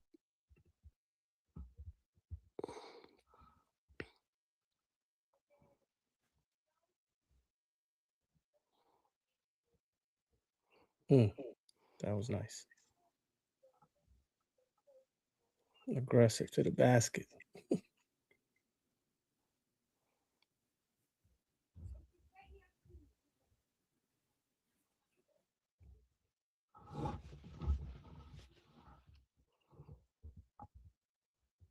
Oh, that's when it happened. I remember listening.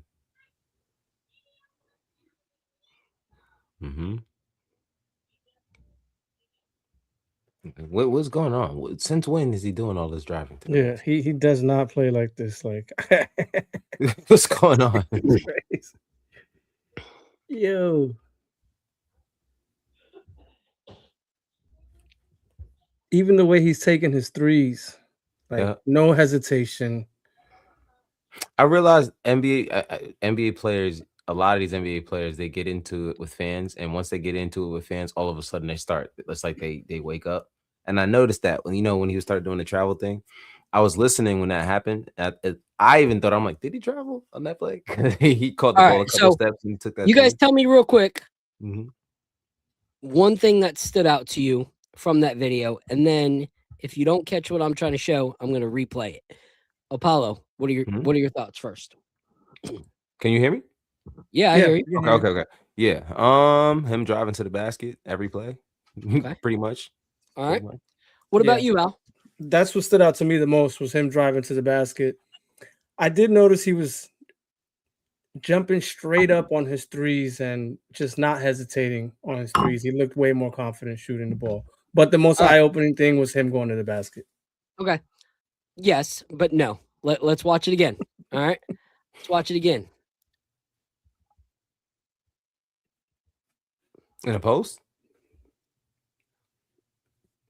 No, he does that. No, that was only look for something else. Look for something else.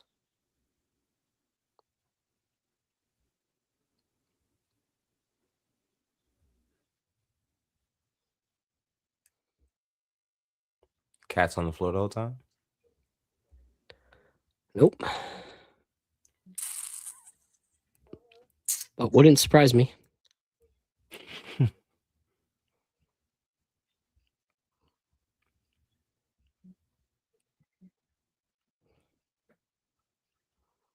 Once I share it, you guys will be like, "Oh yeah." Toon mentioned he's going into contact, which is true. Yeah. Yep, but that's not the point either. That's not it.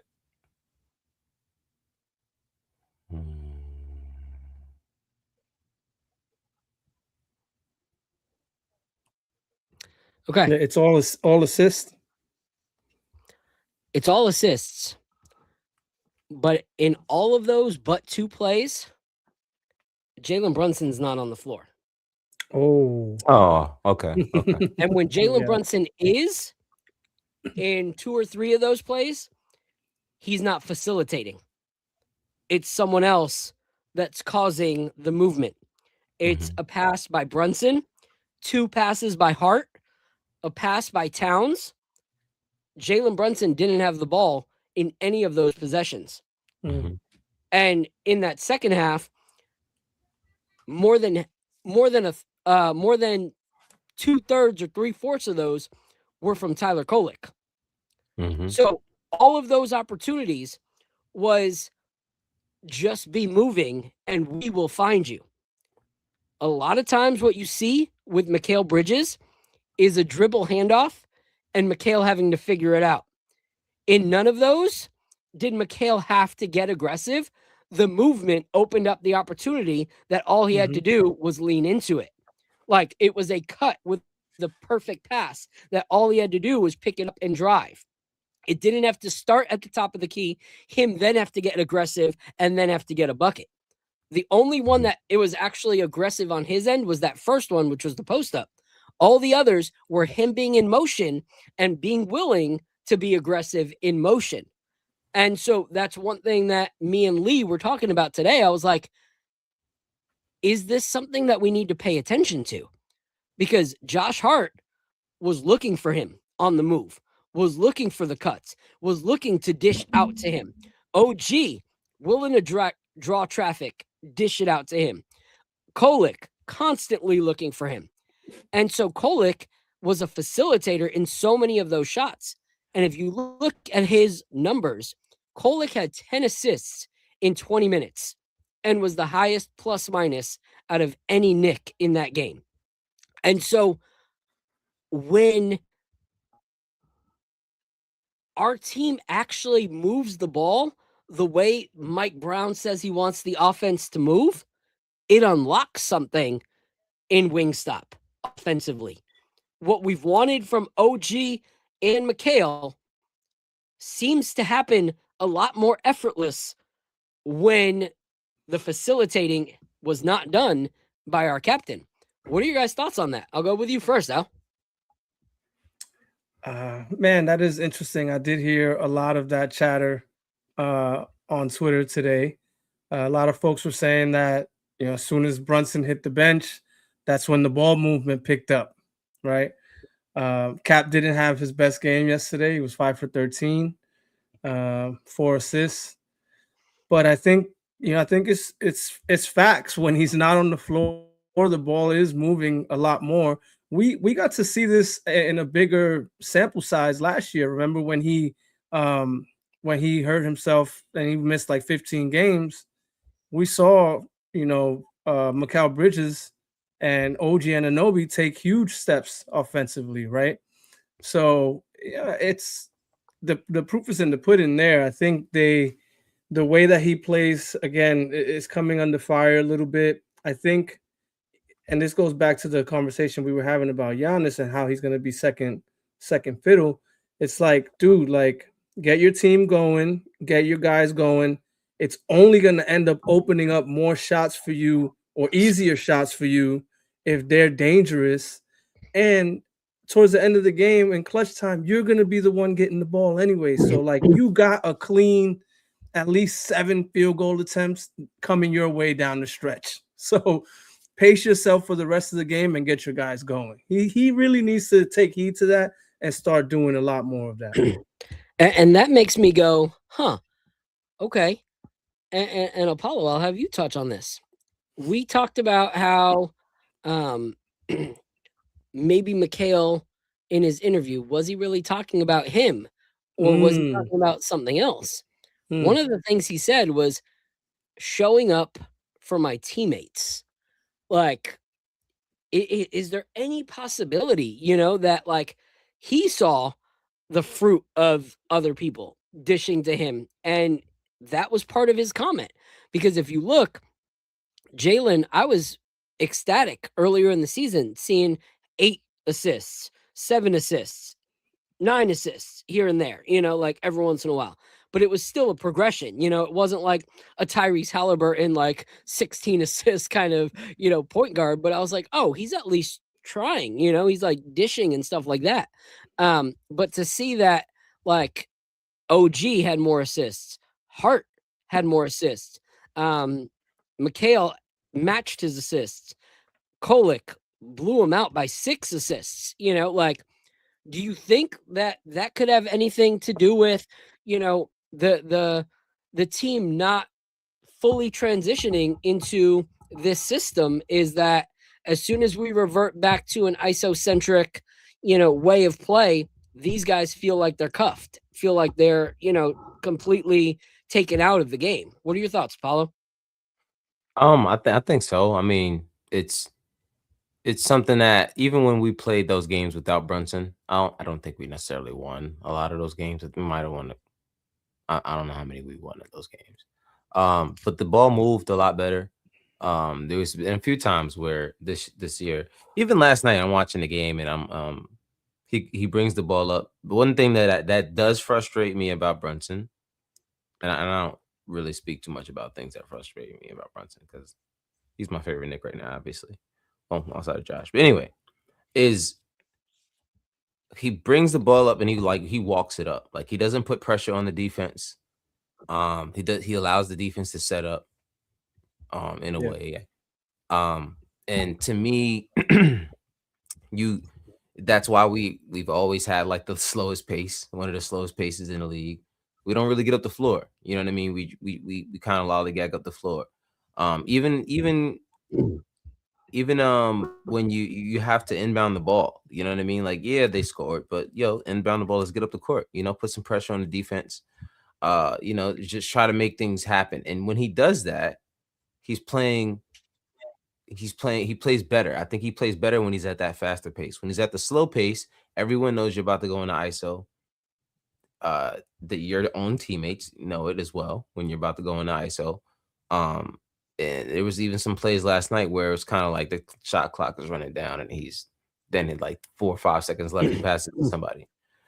So it's, you know, you have to, you got to adjust. You know what I mean? The like you say all the time, Phil, at a certain point this season in the beginning, we were playing really well in that system. The ball was moving. We had, you know, a lot of, I think 300 and something touches per game or something like that.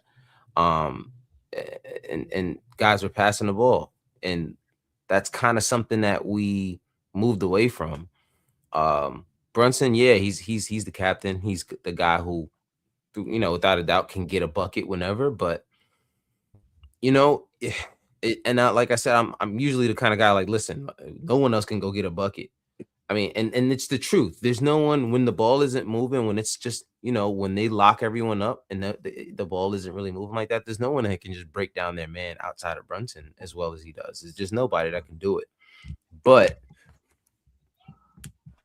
all you got to do is start moving the ball a little bit faster during the shot clock instead of waiting until 8 seconds left to throw the ball and try to get guys in motion.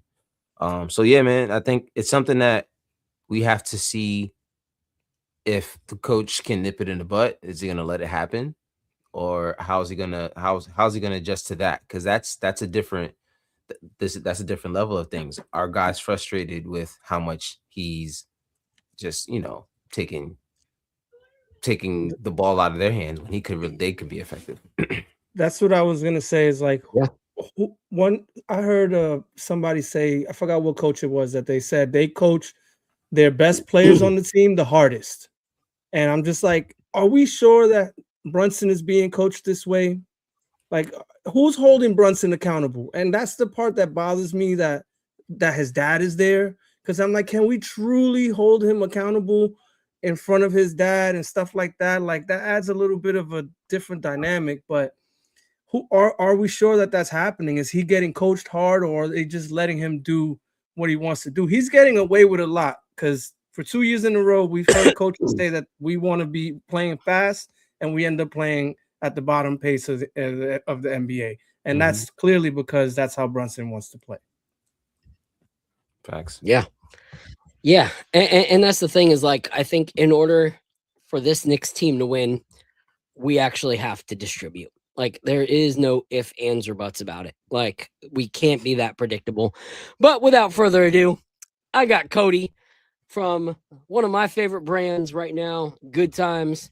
And, you know, some of my favorite, like I said, the innovation these guys have is insane. Like, their labels are the biggest labels in the whiskey industry, because they're so innovative that it takes that much label space to explain how incredible of something you're going to drink. Like this one right here, Blueberry Hawaiian Honey. I don't even know. I didn't know until I drank them that there was a difference between Hawaiian honey and any other kind of honey. But apparently there is. So it's different and it's on the label. So distilled in Indiana. That's always a good thing, because who doesn't like MGP? Like, let's be real about it. All right. And then it's barrel strength, also a plus. But then here, single straight bourbon whiskey, finished in blueberry brandy. Blueberry brandy? We just had cranberry brandy. There's blueberry brandy. I didn't know that. Like, I make cocktails and I've never heard of blueberry brandy, but that sounds awesome. And then Hawaiian honey casks. I didn't even know Hawaiian honey was a thing, or yet alone that there was casks. So I just finished one of their pecans, which was one of my favorite bottles that I've had in my collection.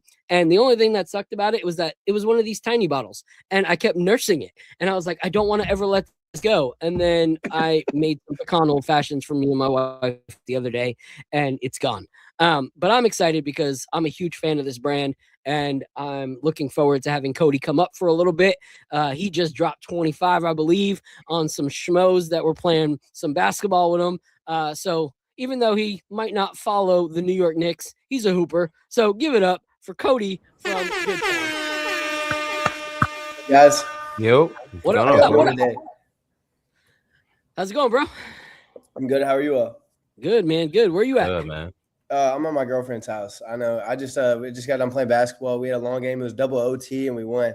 Dang. Nice. That's what's up. Nice. Got the W. Are you in Kentucky? Yeah, I am. I'm in Louisville. Okay. All right. That's what's up. That's what's up. All right. So for the people that are watching that have no clue who the heck Good Times are, tell us a little bit about the brand, how you play a part, and what your role is. All right. So my dad is one of the owners of the company. And with that being said, what we do is we specialize in finishing MGP and a selection of different finishing casks. We have cooperages all over the world that know we like to do some creative, pretty cool stuff and finishes. So we work with a lot of people to get used empty bourbon barrels that have been second used on the market. And a lot of people, they'll use these barrels. They'll make like blueberry brandy, pineapple brandy, coconut rum. They'll put them all in bourbon barrels and age them. And with that being said, the wood will kind of pick up on that flavor profile. And then with that being said, they'll take it out. We'll put our bourbon in there, and it has this very unique, creative flavor. It's really good. I would say, and it's not overdoing it. It's not like it tastes like Old Smokies or something like overly finished and flavored. You just kind of get a hint of it, and it tastes amazing. I love it. I love it. And so for those of you guys who don't know what MGP is pretty much like a commercial distillery. Think of like a place where brands that might not have their own distilleries, they don't have their own warehouses to be able to produce this stuff. They're able to pretty much commercialize by the best of the best that they enjoy. So it's all distilled in Indiana, bourbon, rye, and then independent bottlers or private brands such as Good Times can then buy it and say, how do we make this delicious thing our own? And so they either mix it with another blend of something else, or they then finish it in their unique barrels, which is one thing that Good Times is so known for. Is, all right, a lot of people might take this and mix it with a different barrel of whatever. Theirs are a lot of them mostly single barrels that they then age it in a different barrel that is unique and ridiculous and delicious, such as Hawaiian honey, which you didn't know existed until you bought a Good Times bottle of whiskey. So one that I want to show you guys that you can tell your dad, like, I would fight him if I first sampled this while, he was around me. He sent me this thing right here. The hot honey. Anything. Yeah, that one's interesting, bro, right there. That was one of the most painful things to hit my mouth because I did not expect it. Like, that thing kicked me in the freaking face. This is something that I would not give my worst enemy to drink neat, but it would be absolutely delicious mixed in with a different bourbon for a old fashioned to give you some of that like heat at the end of it. But by itself, it was a swift kick to my freaking jaw. Like, it hurt so bad drinking that. I'll say it's definitely something. There's a winery down the road from our distillery that they go to all the time. It's called Forest Edge, and they have this hot wildfire wine, and it's got those peppers in there. So they loved it. They took the inspiration from that, and they tried it in 2 honey casks. They did an age-dated one and a non-age-dated one, and people loved them. I mean, both barrels sold pretty quickly. I was saying it was a pretty good, unique product right there. Yeah, they're so unique because at first, and I don't drink a lot or eat or drink any like a lot of spicy stuff. Like, I just can't. Like, people are like, "Oh, you're Puerto Rican." I'm like, you know nothing about Puerto Rican food. Puerto Rican food is not spicy. Like, we are one of the few Latinos who like do not put a bunch of spice. We use a lot of flavor. But so my wife always makes fun of me. So when I sipped it, I first got the honey and I was like, and then all of a sudden the spice kicked in. And I like ran for some water, and she's like dying laughing, and she loves spicy. She's like, "Oh my gosh, you're such a freaking baby. Give it to me." And then she drank it, and her eyes started to water, and she loves hot on hot sauce. So I was like, all right, I felt validated. But in a cocktail, absolutely delicious. So what's your role with the team, Cody? I do a little bit of everything. I do some sales. I do a little bit of production. I help work with the accounting. I do a little bit of everything. Okay. I try to learn as much as I can so that, when someone's not there one day or they need help with something, I can fill in about any role. But recently I've been focusing more on sales. That's awesome. That's cool. And how long's the brand been around? We started in 2020 out of Whiskey Thief, and we started with 4 single barrels of bourbon. And with that being said, they went all in on those barrels, and we had a list of finishing barrels that we could find from potential brokers and cooperages and stuff like that. And we started doing custom picks where people could come in and do their custom finish for their group. And from there, so many people were reaching out to us. We had to have barrels on demand. And we ended up outgrowing and getting our own distillery about 2-3 years ago. And then now we probably have about 500 barrels on site. That's insane. I love that. Wow. So we drank this one while you were gone, which was the Oh, cranberry. the cranberry? That one's really good. Yeah, that cranberry is delicious. Yeah. So we're going to crack open this Japanese cherry tree. Tell us a little bit about it. So that one is finished in a Sakura barrel, and it's finished for a pretty good amount of time. It gives it this very super sweet, kind of like viscous mouthfeel, and it's really good. I love it. I love it. That's definitely one of my favorites. I think we've probably done 3 or 4 of them in the last 6 months, and it's definitely a fan favorite. I love it. And I love the artwork. The artwork is so freaking dope. Like, it's so well done. That's what I love about your guys' stuff is like the labels match what's inside the bottle. So this one right here is 112 proof. And honestly, you guys that are in the chat, you'll appreciate this. I saw this bottle and it reminded me of this right here. Reminded me of this pair of kicks that I wish I had, but now they're way too expensive. But they reminded me of the Rui Hachimuras that are way too expensive on Goat, but one day I'll get them. But that label reminded me of that with the cherry blossoms and everything like that. So let's crack that open, and then we'll talk a little bit about some ball. And even though you're not a Knicks fan, I want to hear some of your thoughts on basketball itself. So while we crack this open, you play, but do you watch? Not really, not as much as I'd like to. I'm always doing something. I go to college at WKU. So I drive back and forth quite often and hang out with my boys down there. I'm a big NFL fan. I played a lot of football in high school, and I got into basketball afterwards. And now I'm in this league. It's pretty competitive, and it's definitely something. Is that Western Kentucky? Who's your football team? I played for my high school, and we won a state championship. And then from there, I just didn't really care about it. I just played football, and then I lifted after football, and now I hoop. That's awesome. I wish I hooped in high school. That would be tough, but. Speaking of, all right. So Prezi said, "Can we get an orange and blue skies label?"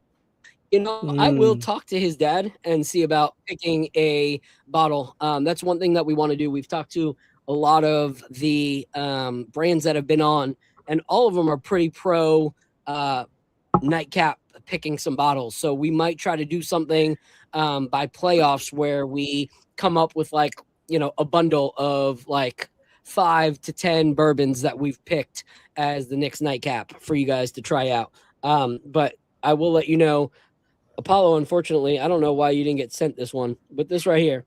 Here. What? This is called the Creamsicle. Creamsicle? And Creamsicles were my favorite drink growing up.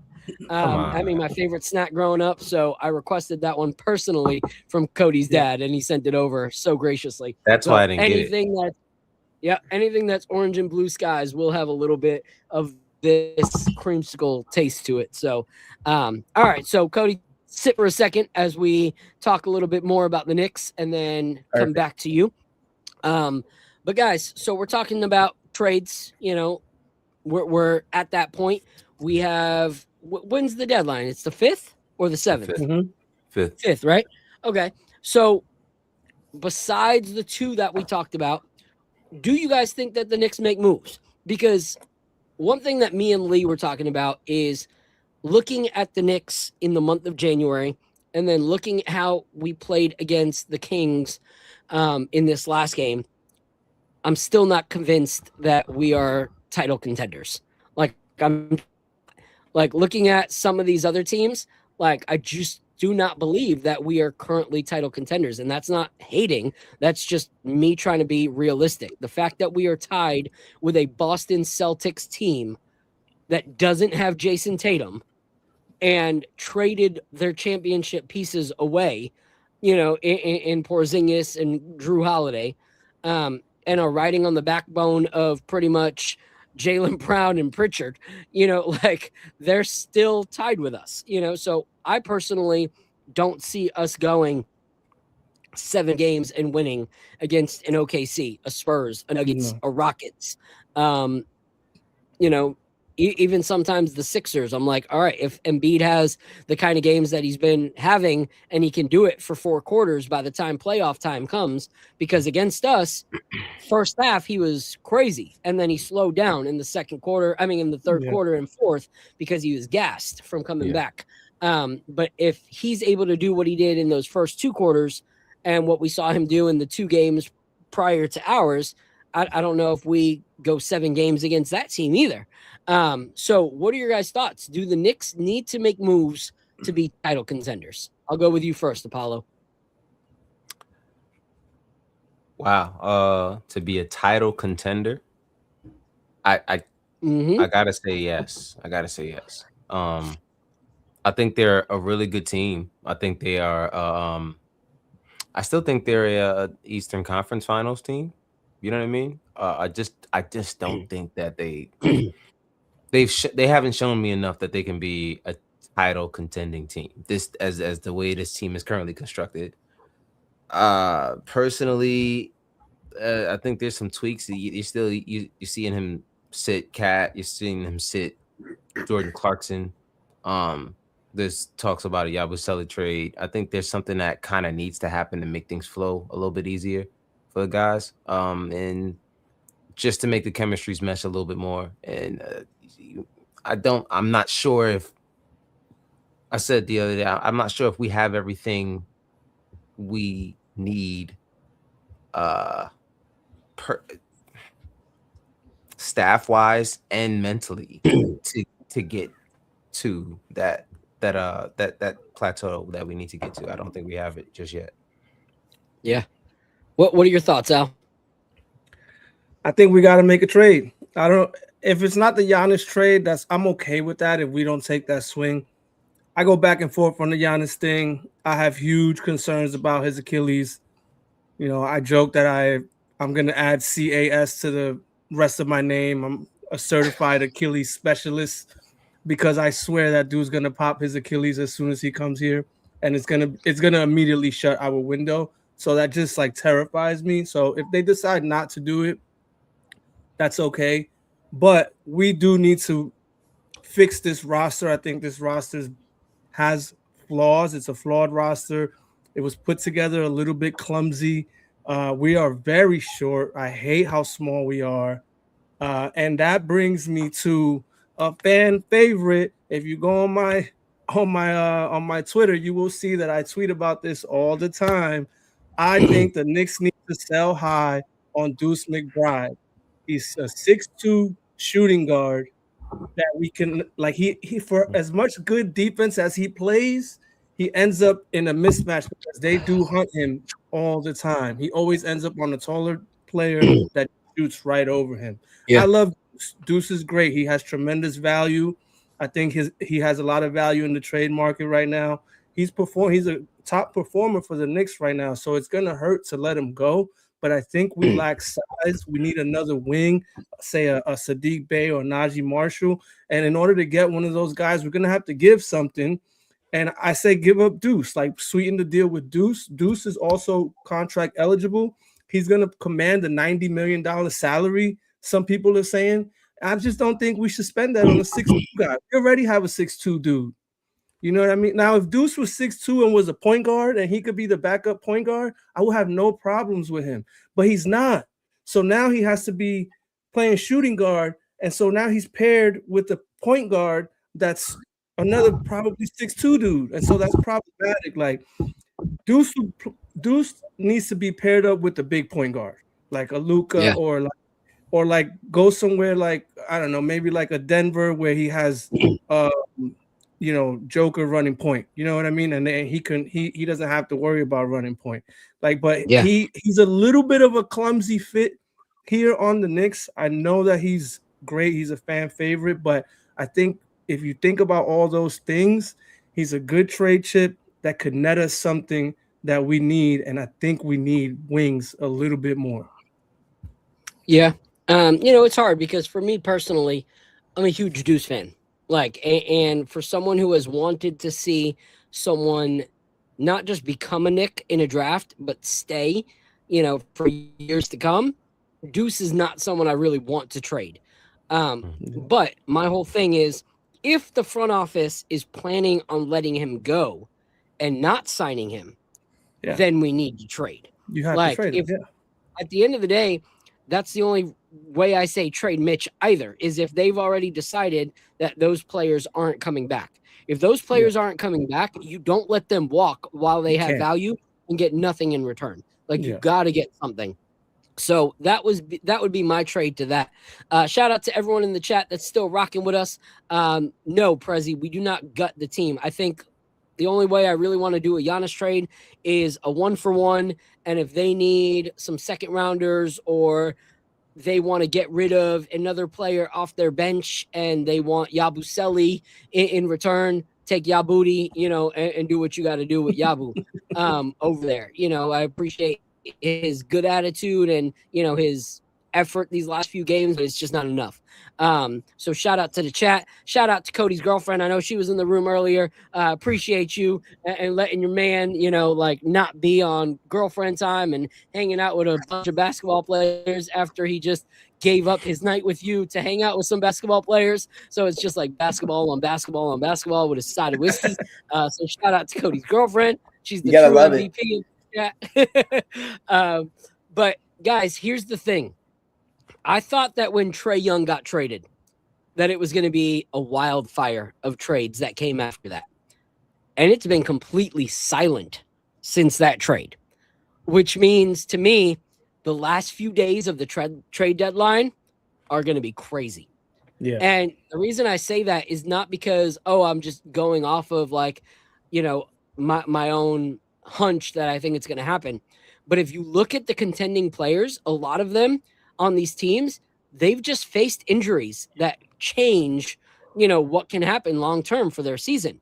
So they're going to be wanting to make some trades to make sure that they stay in their positions. So like Steven Adams, even though he was coming off the bench, he was still, a piece, for the Rockets. He's undergone season-ending injury. So they might be looking for something to fill that gap.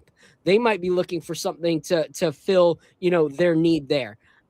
Shams has also talked about Aaron Gordon. Aaron Gordon just went down and has to be reevaluated in like 6 weeks. So they may be looking for something at least in the interim, or if when he's reevaluated, there's still an issue, that what are they going to do? It was just talked about that Okongwu is possibly now on the market for the Hawks, and they're looking to see what they can get for him. So teams are going to be looking. Jimmy Butler went down. That's one of the biggest ones. Yeah. And they don't want to waste a Steph Curry season, where they're actually competing right now. So they're going to go, and they're one of the teams that apparently have been, in the talks for Giannis. So you have a lot of teams that are trying to go all in. There are people that are saying that the Orlando Magic have explored what it would look like to try and make a trade for Karl Anthony Towns, because that would help them with their need for shooting. And that would give, an option for Banchero to be able to not have to be so offensive, focused for them, and kind of divvy up some of that responsibility and add another shooter alongside Bane. So some of these big teams that are already contenders are looking to make big moves. So I think it's going to be a very, very interesting last few days of the trade deadline. And I think everyone is waiting to see, is someone else going to offer more than me before I put my chips on the table? And I think that the last few minutes of the trade deadline are going to be really, really crazy. So I'm looking forward to that. So back to Cody. Cody, what big things do you guys got in the works right now? So we're doing some really cool stuff with Bruzzles right now. Bruzzles has a candy bar series going, and he's getting a Rolo, like a Mound, and a Snickers going. And two of them he's gonna drop it through his tiers, but the tier members can only buy one or the other. So that it goes down into the tiers. I want to say that Thin Mint was a really big success with him. So he wants to do another candy bar series. That's awesome. Wow. Yeah, I would say that's pretty big. We have a bunch of different stuff coming in. I think we're getting a Toe to Heaven Hill. That would be pretty good. And then I know they just went by Stitzel-Weller and got some pretty unique barrels from them. I would say That's I know awesome. they're not really releasing any information on that yet until they get Yeah. us. That's awesome. That's really cool. So are you a whiskey drinker, like outside of your brand, your own brand? No, not really. I've only really had our brand. I'm pretty bougie when it comes to it. I've never had to like drink not good stuff. We'll just be chilling and they'll pour me like a Michter 20 and they're just like, yo, this is like a really expensive bottle. And I'm just like, all right. Hey, speaking of Michter 20, I noticed none of these really had an age statement. Are you guys planning on doing any age stated stuff? So our good old times is going to be 7 years or older, and our traditional good times is just 5, 6, 7 years. Some of them will be 7, depending on what levels we have in house. But I would say some of the good old times we have some older products. I think our oldest one of those is we have a 21-year Canadian rye finished in a honey cask. That's probably our oldest good times product. Yeah, and I know we're in the talks of finishing some Bartons here soon. Nice. I know we're getting some like 9 or 10-year Bartons in, and we're going to start finishing those and having a Kentucky series. I know we have some Wild Turkey Hawaiian honey labels coming in. That'll be a next project. That's awesome. I love that. So I'm putting where you guys can buy Good Times and see some of the crazy stuff they have. So they got that hot honey, which if your mouth can take it, you're a bigger man than I am. They got the Mexican vanilla cigar batch. They got the Casa Añejo, which that's gotta be delicious. It's really good. Gosh, that sounds so good. They got the double banana caramel. They got the banana bread. They got double oaked Mexican vanilla. Like, that's the thing is like they take something that you're like double oaked, and they're like, it's not just double oaked, it's double oaked Mexican vanilla. Like Mexican vanilla? Like that's what I didn't know. It gets specific, doesn't it? Vanilla. I know you got Hawaiian honey, you got Mexican vanilla. We've done a Madagascar vanilla before. Apparently, I've never tried the Madagascar vanilla, but apparently you can tell the difference in the two vanillas. Like, it's actually pretty noticeable. That's crazy to me. Like, for me, you say vanilla, I'm like, yeah, vanilla. The only other variation of vanilla I've ever heard is like French vanilla. Yeah, and even then, I'm like, they really specify. That was such a pompous thing for the French to be like, this is French, but now everyone's got their own vanilla. That's crazy. Yeah, that's nuts. I love it. Especially with our wide variety of like finishing barrels we'll get. In different companies we use different vanilla bean and stuff like that. We really have cooperages everywhere that we get all these pretty unique, interesting barrels. Like a cranberry brandy. I mean that's pretty unique. You know what I mean? And luckily we had someone hit us up and say we have one. Most of our great barrels, we have the Forest Edge Winery down the road. We'll give them barrels and they'll actually put sweet wines in there and then they'll give it back to us afterwards. That's sick. That's awesome. I'm sorry. I just say something that said double banana caramel. Yeah, dude, It's crazy. Yeah, it's so we put in the banana brandy cask and then we put in a caramel barrel and then we put it back in that banana brandy cask and it's just dude, it tastes literally like caramel bananas. It's really good. It made my eyes water. I gotta order some. Yeah. It's insane. Like, it's crazy. All right, so Cody, before we start wrapping up, what are your 2 favorite good times that you've ever had? That's a hard question. That double banana caramel is definitely one of them. That one's really hard to beat. We've done some really good Neapolitan. No, we just did a chocolate cocoa loco, half a barrel dropped in Michigan in Kalamazoo, and that was probably my favorite one we've ever done. It was straight chocolate. It took me 3 hours to filter that whole barrel. That's crazy. Because the bourbon was so thick of chocolate. Like, it took me 5 different like filters in like 3 hours to find. Is that the chocolate coconut one that you guys did? It's called a chocolate cocoa loco. It's insane. Yeah. And I mean, and we do custom everything. So if you guys ever want to do like a cool New York Knicks bottle, we could get a cool little New York Knicks barrel pick going. That'd be awesome. Dude, I love it. Do that. I love it. Man. So what I need you to do, all right, is you need to tell your dad that on national television, I called him out that I need that cigar batch. That cigar batch looks insane. The Mexican vanilla cigar? Vanilla. It needs to be the Mexican vanilla. Yep. And that Miami Vice. Is that good?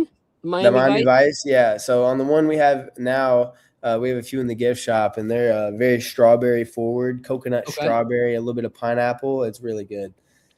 All right. Well, you tell your dad that on national television or YouTube, whatever you want to call this, that I called him out about those 2 barrels, and that we need to do a review on those before the season's done, because Yeah, did we those send 2 all have caught 3 of my you eye. samples? Al wasn't on it yet. Mhm. But yeah, he sent me an Apollo. So yeah, if we definitely are down to try whatever the frick. Yeah, I can definitely see what he says. Let me see if we have any more Mexican vanilla cigars in house. Okay.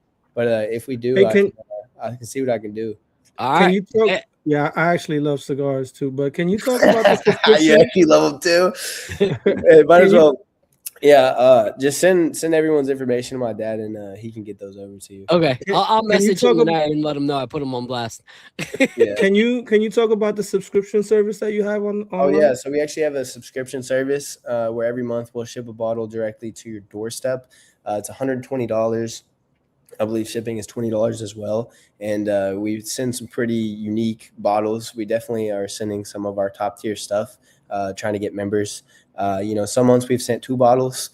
Some months, we're in the talks of maybe one month dropping a 18-year double oaked American light whiskey. It's $300 retail. We've dropped that 21-year-old Hawaiian honey Canadian rye. We've sent a Añejo and a double oaked before. And we just sent some pretty good product. Next month, we're sending out it's called a Menage a Trois. It's an Old Rick blend, and it's a 3-barrel blend of 2 ryes and a light whiskey, and it's really good. Nice. That's hilarious. The play on words was pretty spot on and amazing. That's awesome. All right, Cody. So where can everybody follow you guys? You can follow us at Good Times Bourbon on Instagram and Facebook, or Cox's Creek Distilling. All the accounts are kind of like linked together, but if you look up Good Times Bourbon, you'll see on every platform. That's awesome. All right. Yep. So Cody, next time I'm in Kentucky, we got to find a court. We're going to hoop it up, and we're going to play the clips on the Knicks Nightcap of Cody spanking the living daylights out of the old podcast host that is Phil Porto. I know. I almost caught one in a game today. I almost caught a oop on someone, but it just slipped out barely. Yeah. Don't end up on the poster, Phil. Don't end up on the poster. Phil, stay away from that, please. It's because it's fine. That might grow the channel even more, bro. Like I'm down to embarrass myself. Let's see what you're doing there. Cody, man, thank you so much for joining us. Tell your girlfriend we truly, truly appreciate her. And maybe we'll have to have you on again for another episode in the playoffs, bro. Oh, for sure. Like I said, just email my dad about those 2 bottles, and we'll get those samples over, I'm sure, sometime this week. Awesome, brother. Thank you so much. We'll talk to you soon, bro. All right. Yeah. All right. Have a good one. All right. I'm getting that double banana caramel. I did the All right, I'm gonna put that in there. I'm gonna put that in there. Yeah, for sure. So I'm definitely gonna hit them up right now. All right, guys. So we had some good whiskey. We had some good Knicks talks. Let's say the Giannis trade doesn't happen. All right, and we're able to just get one player that might be on the market. I'm gonna have you guys give me who you would want to see on this team by the trade deadline. And I'll go with you first, but without further ado, I cannot do this without keeping the streak alive of me and the Latin assassin being on the same page. Here's the thing. You don't turn the page on a book too soon if the chapter is that good. You kind of just read a sentence here and there and you let it live, because you never know if that next chapter is going to be as good. And me and Lee right now, we on the same page right now. So this chapter is dang good. So we're going to ride it till the cows come home. So without further ado, the Latin assassin himself, Mr. Lee. Yes, sir. Let's go! Yo, Lee is crazy. Hey, yo. My guy. Yo, Lee, bro, look below at Al's glow up, bro. Look, man, that's actually the reason I came on here. I didn't come on here just to talk Knicks. I actually want to come on here and face-to-face welcome Al from Harlem to McKay. Thank you, brother. Thank you. So glad to have you, man. I've been watching the show, enjoying your takes, but most of all, enjoying the chemistry starting to form here with my main man, Apollo Reed. What's up, brother? Good to see you, man. My guy. Good And to then, see of you. course, Phil Porto, who has been my cousin for a very long time. I think this channel is growing, and you guys got a nice trio going on right now, a great 3-man weave. And I wanted to officially be the welcoming committee for you to be a part of a KOT family. Welcome. Thank you, man. I'm super pumped to be a part of this, man. Thank you guys for having me. Oh yeah, Lee. This is a perfect time. We're getting ready to start wrapping up, but we're going to talk about if we can't get Cat and we don't want to stay put, who do we at least go for? So I'll go for Al because we already talked about the question, and then I'll go to you so that you have a moment to think about it. But Al, anybody that you would go after if we can't grab Giannis right now, but we still want to improve by the trade deadline? I'm just gonna think about like what I've been hearing out there, and I really like Najee Marshall, but I've been hearing that he's not gonna be available for us to get him. So I don't know about that. And then Sadiq Bey is the other guy that I really, really like. Villanova product, should come in with some chemistry. The other thing about swinging these trades mid-season is like it sometimes can, the chemistry can be there and you can take off, and it's other times it can like kind of mess with the chemistry and you need some time to like really gel before you get into the playoffs. So with him, you would think that the chemistry would be there and they can like take off hopefully from day one. So I think he's a good fit. But other than that, not too many names out there. I do like the Yves Messi deal. I just don't know what it all means, especially for like Mitchell Robinson. The Jose Alvarado thing I'm not really big on because he's 6'0", and I'm big on upgrading this team's height. So I'm gonna pass on the New Orleans stuff. So my two picks that are not Giannis, Najee number 1, Sadiq Bey number 2. Okay. All right. Latin Assassin, what are your thoughts? Well, one of the reasons why you and I have been agreeing so much is that we both think that we have to move on from Karl-Anthony Towns. I've become pretty adamant from that. I don't believe this Knicks team can win a championship. Not because of Karl-Anthony Towns being zesty or being soft or his offensive game being inconsistent, any of the offensive fouls, none of those reasons. It's defense. Yeah. Defense wins championships. I always prioritize defense in a way that I look at the NBA and basketball in general. And you cannot have two cones at the two most important positions on the floor, the 1 and the 5. So Brunson's not going anywhere. What does that mean? Cat has to be moved. And even if we don't get Giannis, if we fail in negotiations because, say, Golden State or Miami outbids us, we still need to move Cat at the deadline, in my opinion, to not punt on this year. And I think we should do it not just for another – Giannis is the superstar target, right? Yep. I don't think there's a 1-for-1 trade beyond that. There's no one out there, even if it's Jaren Jackson Jr. or anyone else who has a similar contract, I think we should avoid that. Instead, we should go for a 2-for-1 or a 3-for-1 and bring in defensive-minded players that have a dog mentality and also attach our swaps and maybe even a Cole Sarfield or other young piece to make it happen, because we need a defender at the 5 that can't just get hunted and spamming on defense and roll. And there's a couple options out there, I think, that are not – I'm not going to say they're realistic because they haven't been reported on, right? So this is purely hypothetical. But I'm going to use these two examples as archetypes, okay, placeholders for the type of trades I think the Knicks should target. One of them is like looking at Phoenix. Okay, Phoenix is doing really good right now. They're hot. Dylan Brooks is having a career year. But you have to ask yourself, are they a championship contender? Hell no. In the West, can they beat the OKC Thunder, San Antonio Spurs, Denver Nuggets, even the Timberwolves in a 7-game series? Absolutely not. Who's Karl-Anthony Towns' best friend? Devin Booker. So what if you sent Karl-Anthony Towns to Phoenix and you got back Dylan Brooks, Nick Richards type combination?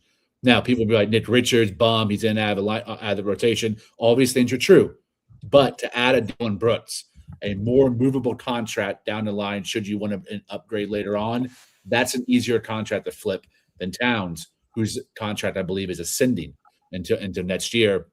I would rather have a combination of gritty players. You could even possibly increase that trade to include also Ishidoro, who's been an excellent rim protector at the 4 spot, sits 11, play a little bit of ball 5. But those type of combinations, or in Orlando, a Jalen Suggs, Wendell Carter Jr. type situation, or Atlanta, looking at a Nneka Okongwu type situation, and KP, Those type of deals where, yes, there are negatives about it, whether it be a contract or health issues or maybe motor, sure. But do they play defense? That's a priority. Because right now, I think we have the number one option, the hardest thing to find, is Brunson. And we have some badass wings and Hart, Bridges, and Obi. And we have some dogs on the bench too, and Deuce, obviously Mitch and Shamet. But we need the center position solidified if we're worried on a winning chip. You know, I couldn't agree more with you. And we talked earlier that one of the big things right now is people are like, well, if we don't get we don't trade for Giannis, there's no point in moving Cat.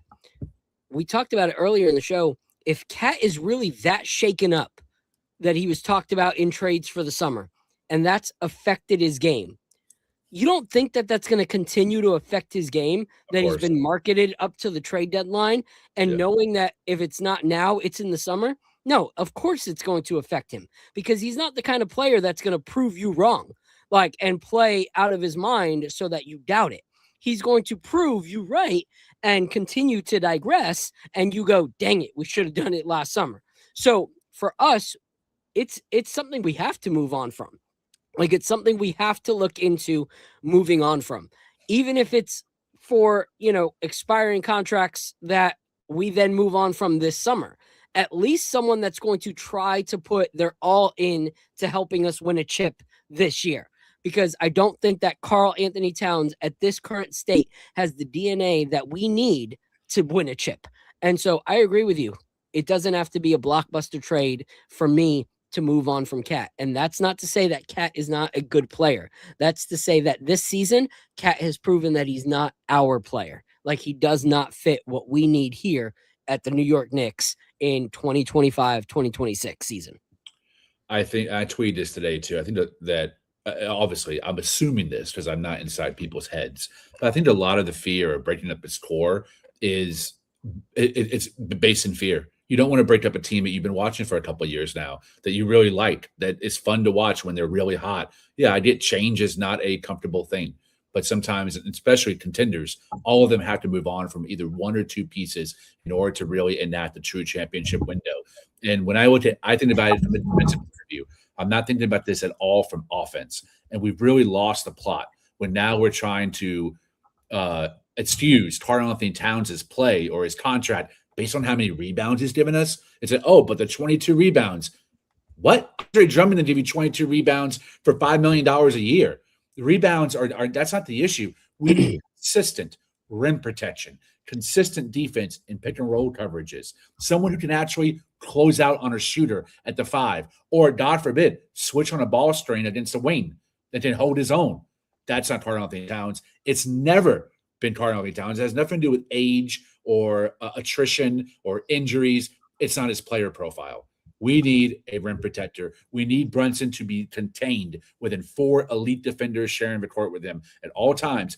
And now Mike Brown is having to stagger Brunson and Karl Anthony Towns in order to maximize the defensive holes. And also that means that Karl Anthony Towns can't close. So now you're paying a guy $54 million who can't even close games for you. But again, we make up for it with the excuse about the rebounding or his pure shooting from the 5. I don't give a damn about any of that stuff. We ain't going to win a chip that way. We're going to fall apart in the playoffs, not in the second round, not even the ECF. But once we face a real championship contender in the finals, the Spurs, the Thunder, the Nuggets, we are going to lose. And that is, we're going to get exposed. So it's better to move off him now than later. And I even think we should trade Bridges, but I don't think it's necessary to trade Bridges. I think it's necessary to trade Cat. Yeah. You know what? It's crazy. Lee, you keep talking, and all I keep hearing is, I'm talking to the man in the mirror. Because we were talking earlier. My guy. And I was just like, it's so funny and comical to me. The people that want to come at me about, but what about the 22 rebounds that he got? Yeah. Yet when it comes to Mitchell Robinson and re-signing him, they're like, why would we re-sign a player that all he brings is rebounding? And I'm like, wait a minute. You're saying we should ignore the fact that Cat gets paid $53 million because he pulled down some rebounds, but you don't think that Mitch is worth an extension because all he does is bring down some rebounds. Like, wait a minute, you're glorifying the $53 million for bringing rebounds, but not the $13 million player who's bringing down rebounds every single night? That is crazy to me. Agreed. Yo, can I mention something about that? We played the Raptors, like, and I mean they're not trash, you know what I mean? But he grabbed 22 rebounds and he shot 2 free throws and had 8 points. I don't know how you're in a situation where you're the biggest guy on the court for 100% of the game, probably, and you as a 7-footer who's a star, an all-star, all-NBA player, it's in your resume. Like, you're not just some bum, bro. But you're not even getting to the free throw line. You're not putting the ball in the basket. It's a mental thing. And to me, he's checked out. And at this point, if you keep him here past the deadline, you risk ruining what is here and can actually get you to the next level. You know what I mean? Because it doesn't seem like he's the kind of person that'll just be able to move on from how he felt about whatever. You know what I'm saying? Like, you're not the first guy that's been included in trade talks. Clearly, you've been traded before. So, you know what I mean? I think it's just when someone's checked out like that, if they're not being aggressive, they're not showing that they are who they are, what their resume claims that they are. I'm not sure that you can switch that around without making that move. Yeah, it's also kind of absurd to pinpoint the 22 rebounds against a team that didn't play a natural center. Yeah. Like, no shit, he's going to have a lot of rebounds. Exactly. Jacob Poeltl didn't play, and they were playing 3s and 4s at the 5 spot. Like, of course. I think to me, it's like when I hear stuff like this, I'm like, that's your bias talking. You're in your emotions. You don't want to be wrong. You've attached yourself to a tape. And you're not willing to get offered or willing to amend it. Sometimes you have to remove the personal feelings of like how you associate yourself with your team or with a certain player and be able to say, you know what, my bad. My tape is going to evolve as a product in front of me evolves and evidence in front of me evolves, and change your mind. And what I've seen this season under a new coach, I thought maybe Mike Brown could unlock some steams because he's smarter than me, right? I'm an amateur when it comes to basketball X's and O's. I would expect the new coach to be way smarter than me, especially one that now has a defensive coordinator, which Tibbs did not have. He was a defensive coordinator. Can he implement new schemes and make this a better zone team or make this better at switching on ball screens? And no, we can't. Why? Not because of the personnel as a unit, but because of Karl Anthony Towns and how compromised he is in all of those different defensive schemes. So to me, you have to move on from him. But you're not going to get equal talent offensively, but you can get an upgrade defensively. Yeah, I love that. All right, so real quick, Al, pour that creamsicle because I want to see what you think at the end of the day, which 3 are your favorite. This is delicious. So try it, and then before we end, I'll have you give your favorite of the 3 and Apollo of his 2. Apollo, your thoughts on a trade? Man, you guys said a lot of names. The ones that I think I would I would love to have a Sadiq Bey kind of guy over here if they're willing to move on from him. I'm not sure what's going on over there. I like that move a lot. I wouldn't mind Lee talking about the Phoenix trade with Brooks. I wouldn't mind that at all, especially because of just the mentality that Dillon Brooks has. He seems like the kind of guy that won't let what's happening in the current locker room happen. You know what I mean? Like you need one of those kind of guys that puts their foot down, like, hey, like let's get down to business. You know what I mean? And I feel like we don't have one of those guys right now. We don't have guys that just speak up and just don't care what other guys feel. I'm gonna just speak what really matters. We need somebody like that on the team. I mean, we do have Josh the closest one to it, but Josh is also still a nice guy. You know what I mean? Like he's not trying to fight anybody. A guy like Dillon Brooks will fight you, and then the next day be like, "Yo, ready to go get this chip?" You know what I mean? And that's the kind of mentality you need on his team. And I don't think we've had one of those guys for a while. You know, and making that trade, you're not going to get back the equal player, I guess, and all of that, but the energy and the defense and the chemistry that kind of guy can bring when he's meshing with your team, I think that and he can spread the floor. He can shoot a little bit better than Josh does. You know what I mean? Sure. And I think that's Movement something that shooting. can really help his. Yeah, movement shooting too. Something that can really help his team. As somebody that's willing to take that shot outside of a Jalen and maybe even a McCall sometimes, because McCall's the only other one that tries to take moving shots from three outside of right Brunson. So Apollo, you know what the Nets need, man? They need Elias Escobedo. They need an athlete. they do get Listen, because you can't win a championship when every player has my mindset, right? You can't. And I'm using it because art types are real, right? And I fall into an art type. And I embrace my art type. So even furthermore, but you can't win a championship when everyone's an asshole like me. Then you have a Jailblazers, right?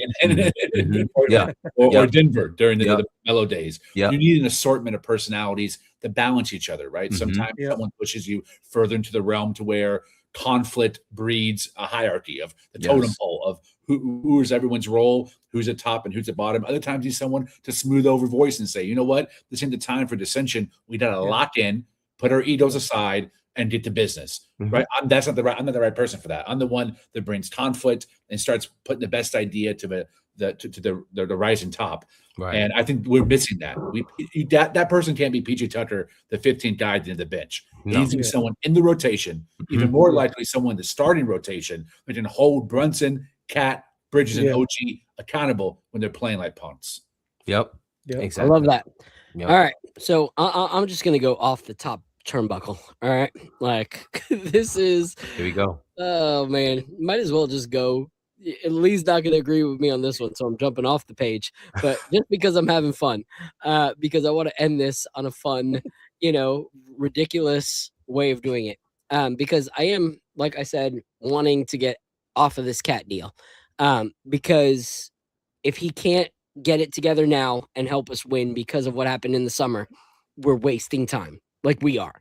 And so if we can't get Giannis, I still want to trade somebody that can at least play this year, so it's not a completely wasted year, but someone that we can get off of their contract in the summer if we need to, with no problem. And so first, I will say we need to find someone for Yabu. We need to trade Yabu. It has to happen. If Yabu is here after the trade deadline, that's a fumble in the front office. Admit and cut your losses. That was a bad signing. Move on from it. All right. But besides Yabu, here's a trade that I know you guys aren't going to go for. And one of those players that I would do for Yabu is Sochan from the Spurs. Because I think that he's a risk, but no more of a risk than having Yabu on our team. If Sochan feels like he can get an opportunity and we need some athleticism, why not use him in the open court for that fast-paced offense? But one player that is a risk and is an expiring contract, and it would be two players for one, so we would have to trade Cat and a minimum contract like Dadier or something like that. But apparently the Hawks are trying to make more fire sale because after they traded Trey, there's other players that they don't feel are going to fit that trajectory. So I would be willing to trade Karl-Anthony Towns and Dadier for a return of Kristaps Porzingis and Onyeka Okongwu. Hell yes. Because Okongwu will then be an extended contract. Yep. If Porzingis and Brunson have the same chemistry they had in Dallas, where they could put 50+ points up combined every night, then we win. And we can rely on his stretching the floor, 3-point shooting. And if it doesn't work, his contract's only guaranteed through the summer. Then you move on from Porzingis. You keep Okongwu as a great bench piece for our, power forward position to come in when OG needs to rest, and you still have a solid backup power forward. And then you find another, center over the summer if Kristaps Porzingis doesn't work. And if Kristaps Porzingis does work, then you have a fairy tale return story. And because of the injury possibility, you get him for a low compared to what you would have gotten him before. So for me, I would do Karl-Anthony Towns and Dadier for Okongwu and Porzingis in a heartbeat. Did you run this by Fritz yet? Huh? Did you run this by Fritz yet? No, I didn't run it by Fritz, but I looked at the numbers. So that's why we put in Dadier, because Porzingis, numbers wise, is only guaranteed for this season. He is guaranteed, let's see, 31 million. And then Okongwu is 15 million. So we still are, Cat is still more, so we do some smaller rotation pieces around that to balance it out. But in my opinion, that's a win-win. I'm gonna bold. First of all, you absolutely cooked, Phil. That's a trade that I've talked about as well. I'm 100% behind it for every reason that you laid out, especially the financial ramifications. It's an obvious win because you cut your losses without taking on additional risk. And additionally, on top of that, it raises the floor and the ceiling of this team. Best case scenario, KP comes back. He's healthy for 60% of the games that he plays. We're absolutely winning the chip because now you have front court depth. Now you can give up different front court looks based on who you're playing, right? Sometimes it's Mitch, sometimes it's Okongwu at the 5, and sometimes it's KP. I think your floor increases as well.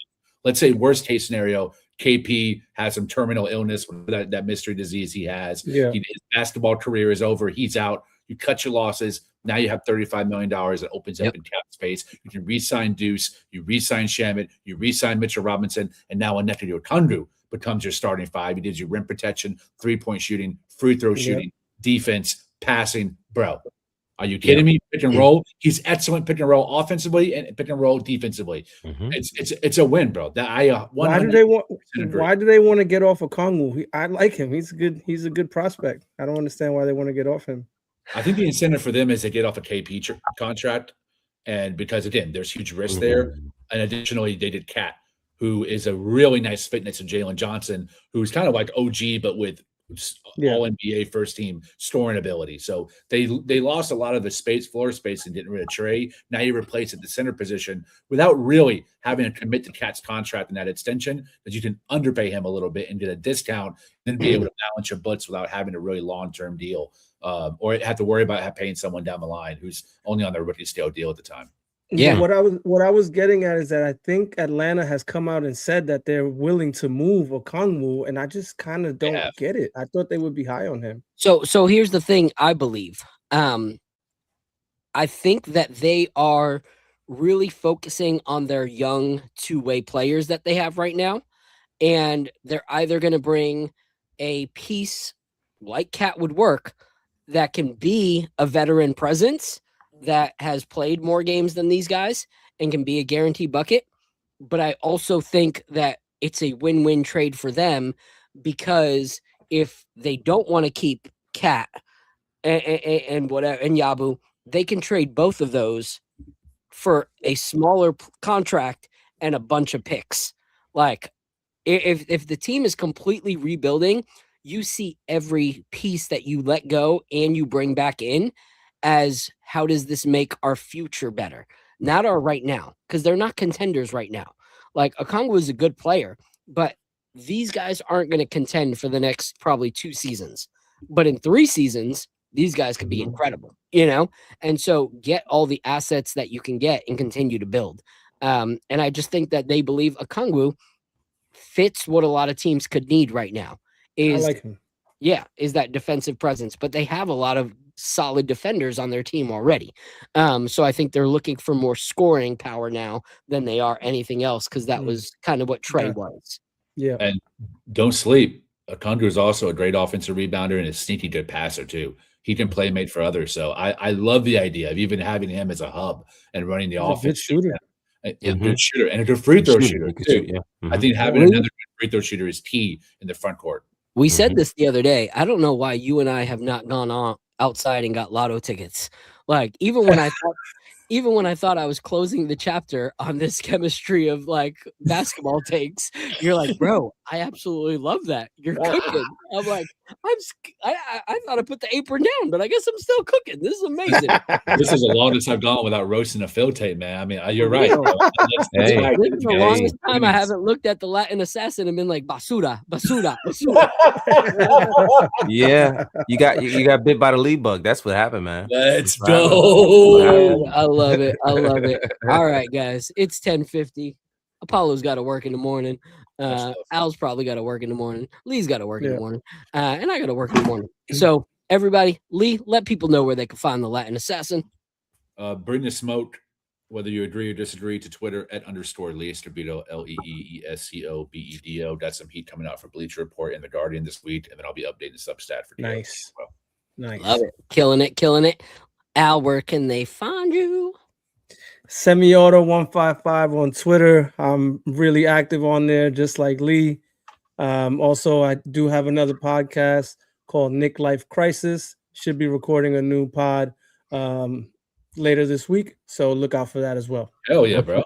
That's what's up. All right, No, which of come those on. three was your favorite?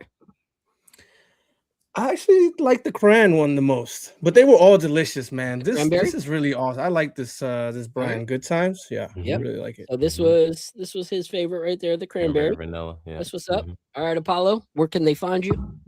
Guard Up Knicks everywhere, all platforms. Just as it's spelled right up there, @Guard Up Knicks. And I'm assuming you're gonna ask me what my favorite one of the two. Yes, sir. were. Yes, sir. I gotta go with the cranberry as well. Cranberry. Dang. I like the cranberry. The Japanese cherry tree, I liked it. It just was a little bit. It had a little bit of a kick. It was a little spicier. On the back end. right. But I didn't dislike it. I just All right. like the cranberry more. Yeah, I got you.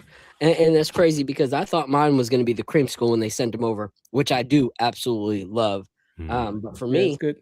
it was the Japanese cherry tree. I thought that was absolutely incredible. I thought it was just so unique, the flavors that you got out of it. Yeah. Unlike anything I've ever tasted, and I'm a whiskey connoisseur. So shout out to Good Times. If you guys can and you're into whiskey, please support those guys. Yo, we gotta kick the tires on the blue and orange and blue skies private barrel. Yeah. And see if we can make that happen. Yes. Let's talk offline and see what we got to do for that. We're definitely going to do it. We've already got offers from some other brands as well to fly out and go pick a barrel from Brother Justice and 2XO. So we'll definitely try to figure out maybe a trip to Kentucky to pick all those and kind of just document the whole thing, which would be fun as can be. Sick. Yeah. So thank you also for supporting what we do here. We truly, truly appreciate you guys. Support every single person on the Nick of Time show. Like, seriously, this is a family. We love supporting one another. We love doing what we can. Like you see in the chat, people want that Lee Escobedo private show. You never know what's cooking. Private show? Hey, yo. Hey, Whoa! I'm out. I'm not buying into that trade. I'm not looking behind that curtain. That's an expiring contract for me, dog. No, all right. It's the OnlyFans. It's just me roasting people the whole time. You got Phil all caps down here. Oh, Apparently, you got God. Lee no pants up there. It's Oh man, that's my love Phil, man. But anyway, support everybody. Yeah, Hopefully, a Lee show is coming. Me and Al are talking once he goes on leave very soon. We're going to do a happy hour show where we have a sip of whiskey and just talk about what's currently going on in the afternoon at around 3 p.m. So hopefully that'll launch very soon, as well as soon as things slow down for Queen Ebony, we will be doing a once a week morning show, her and I, called Orange and Brewed Skies, over not whiskey in the morning because that's a little crazy, but it will be coffee in the morning. So Orange and Brewed Skies with Phil and Ebony. And so hopefully that'll be launching soon. So thank you guys so much. I was in the kitchen and heard that pause. Oh man, that's hilarious. But appreciate you guys all. Until next time, please drink responsibly if you drink. And if you know someone that is drinking and not drinking responsibly, snag their keys and make sure that they don't go anywhere. But like always, thank you guys for supporting us. Support every single person. Shout out to the team at KOT. Ryan, Jay Ellis, B, Fritz, Ebony. Anyone else? I don't think I'm missing anyone else. That's the whole squad. So we appreciate you guys all. They'll be here tomorrow after the game. Is it tomorrow? Sure. Yep. All right. What do you From the guys think? Trailblazers. Last thing. Just give me a win or loss. Lee, tomorrow. Win or loss? Win for sure. All right. Who we got? I don't Al, even know who we Portland. Portland. got. Portland. W. All right. Apollo. Dub. I believe it's a dub as well. Hopefully, it's also an interview for Drew Holiday. So let's see how that goes. And until next time, God bless you guys, and we will see you next week right here. Deuces. This is the moment we waited for. Everything you want is right here. We gon' give them what they came for. We gon' take it up from last year. Shoot 'em a shot, boy, I'm long range. Me and the team on the same thing. Stayed down, never switched up. Only thing changed was the game. I'm in the zone now. Nothing can change what we on now. When I pull up, know it's going down. Foot on the gas, ain't no slowing down. Aiming for greatness, no settling in. Kick down the doors, they won't let me in.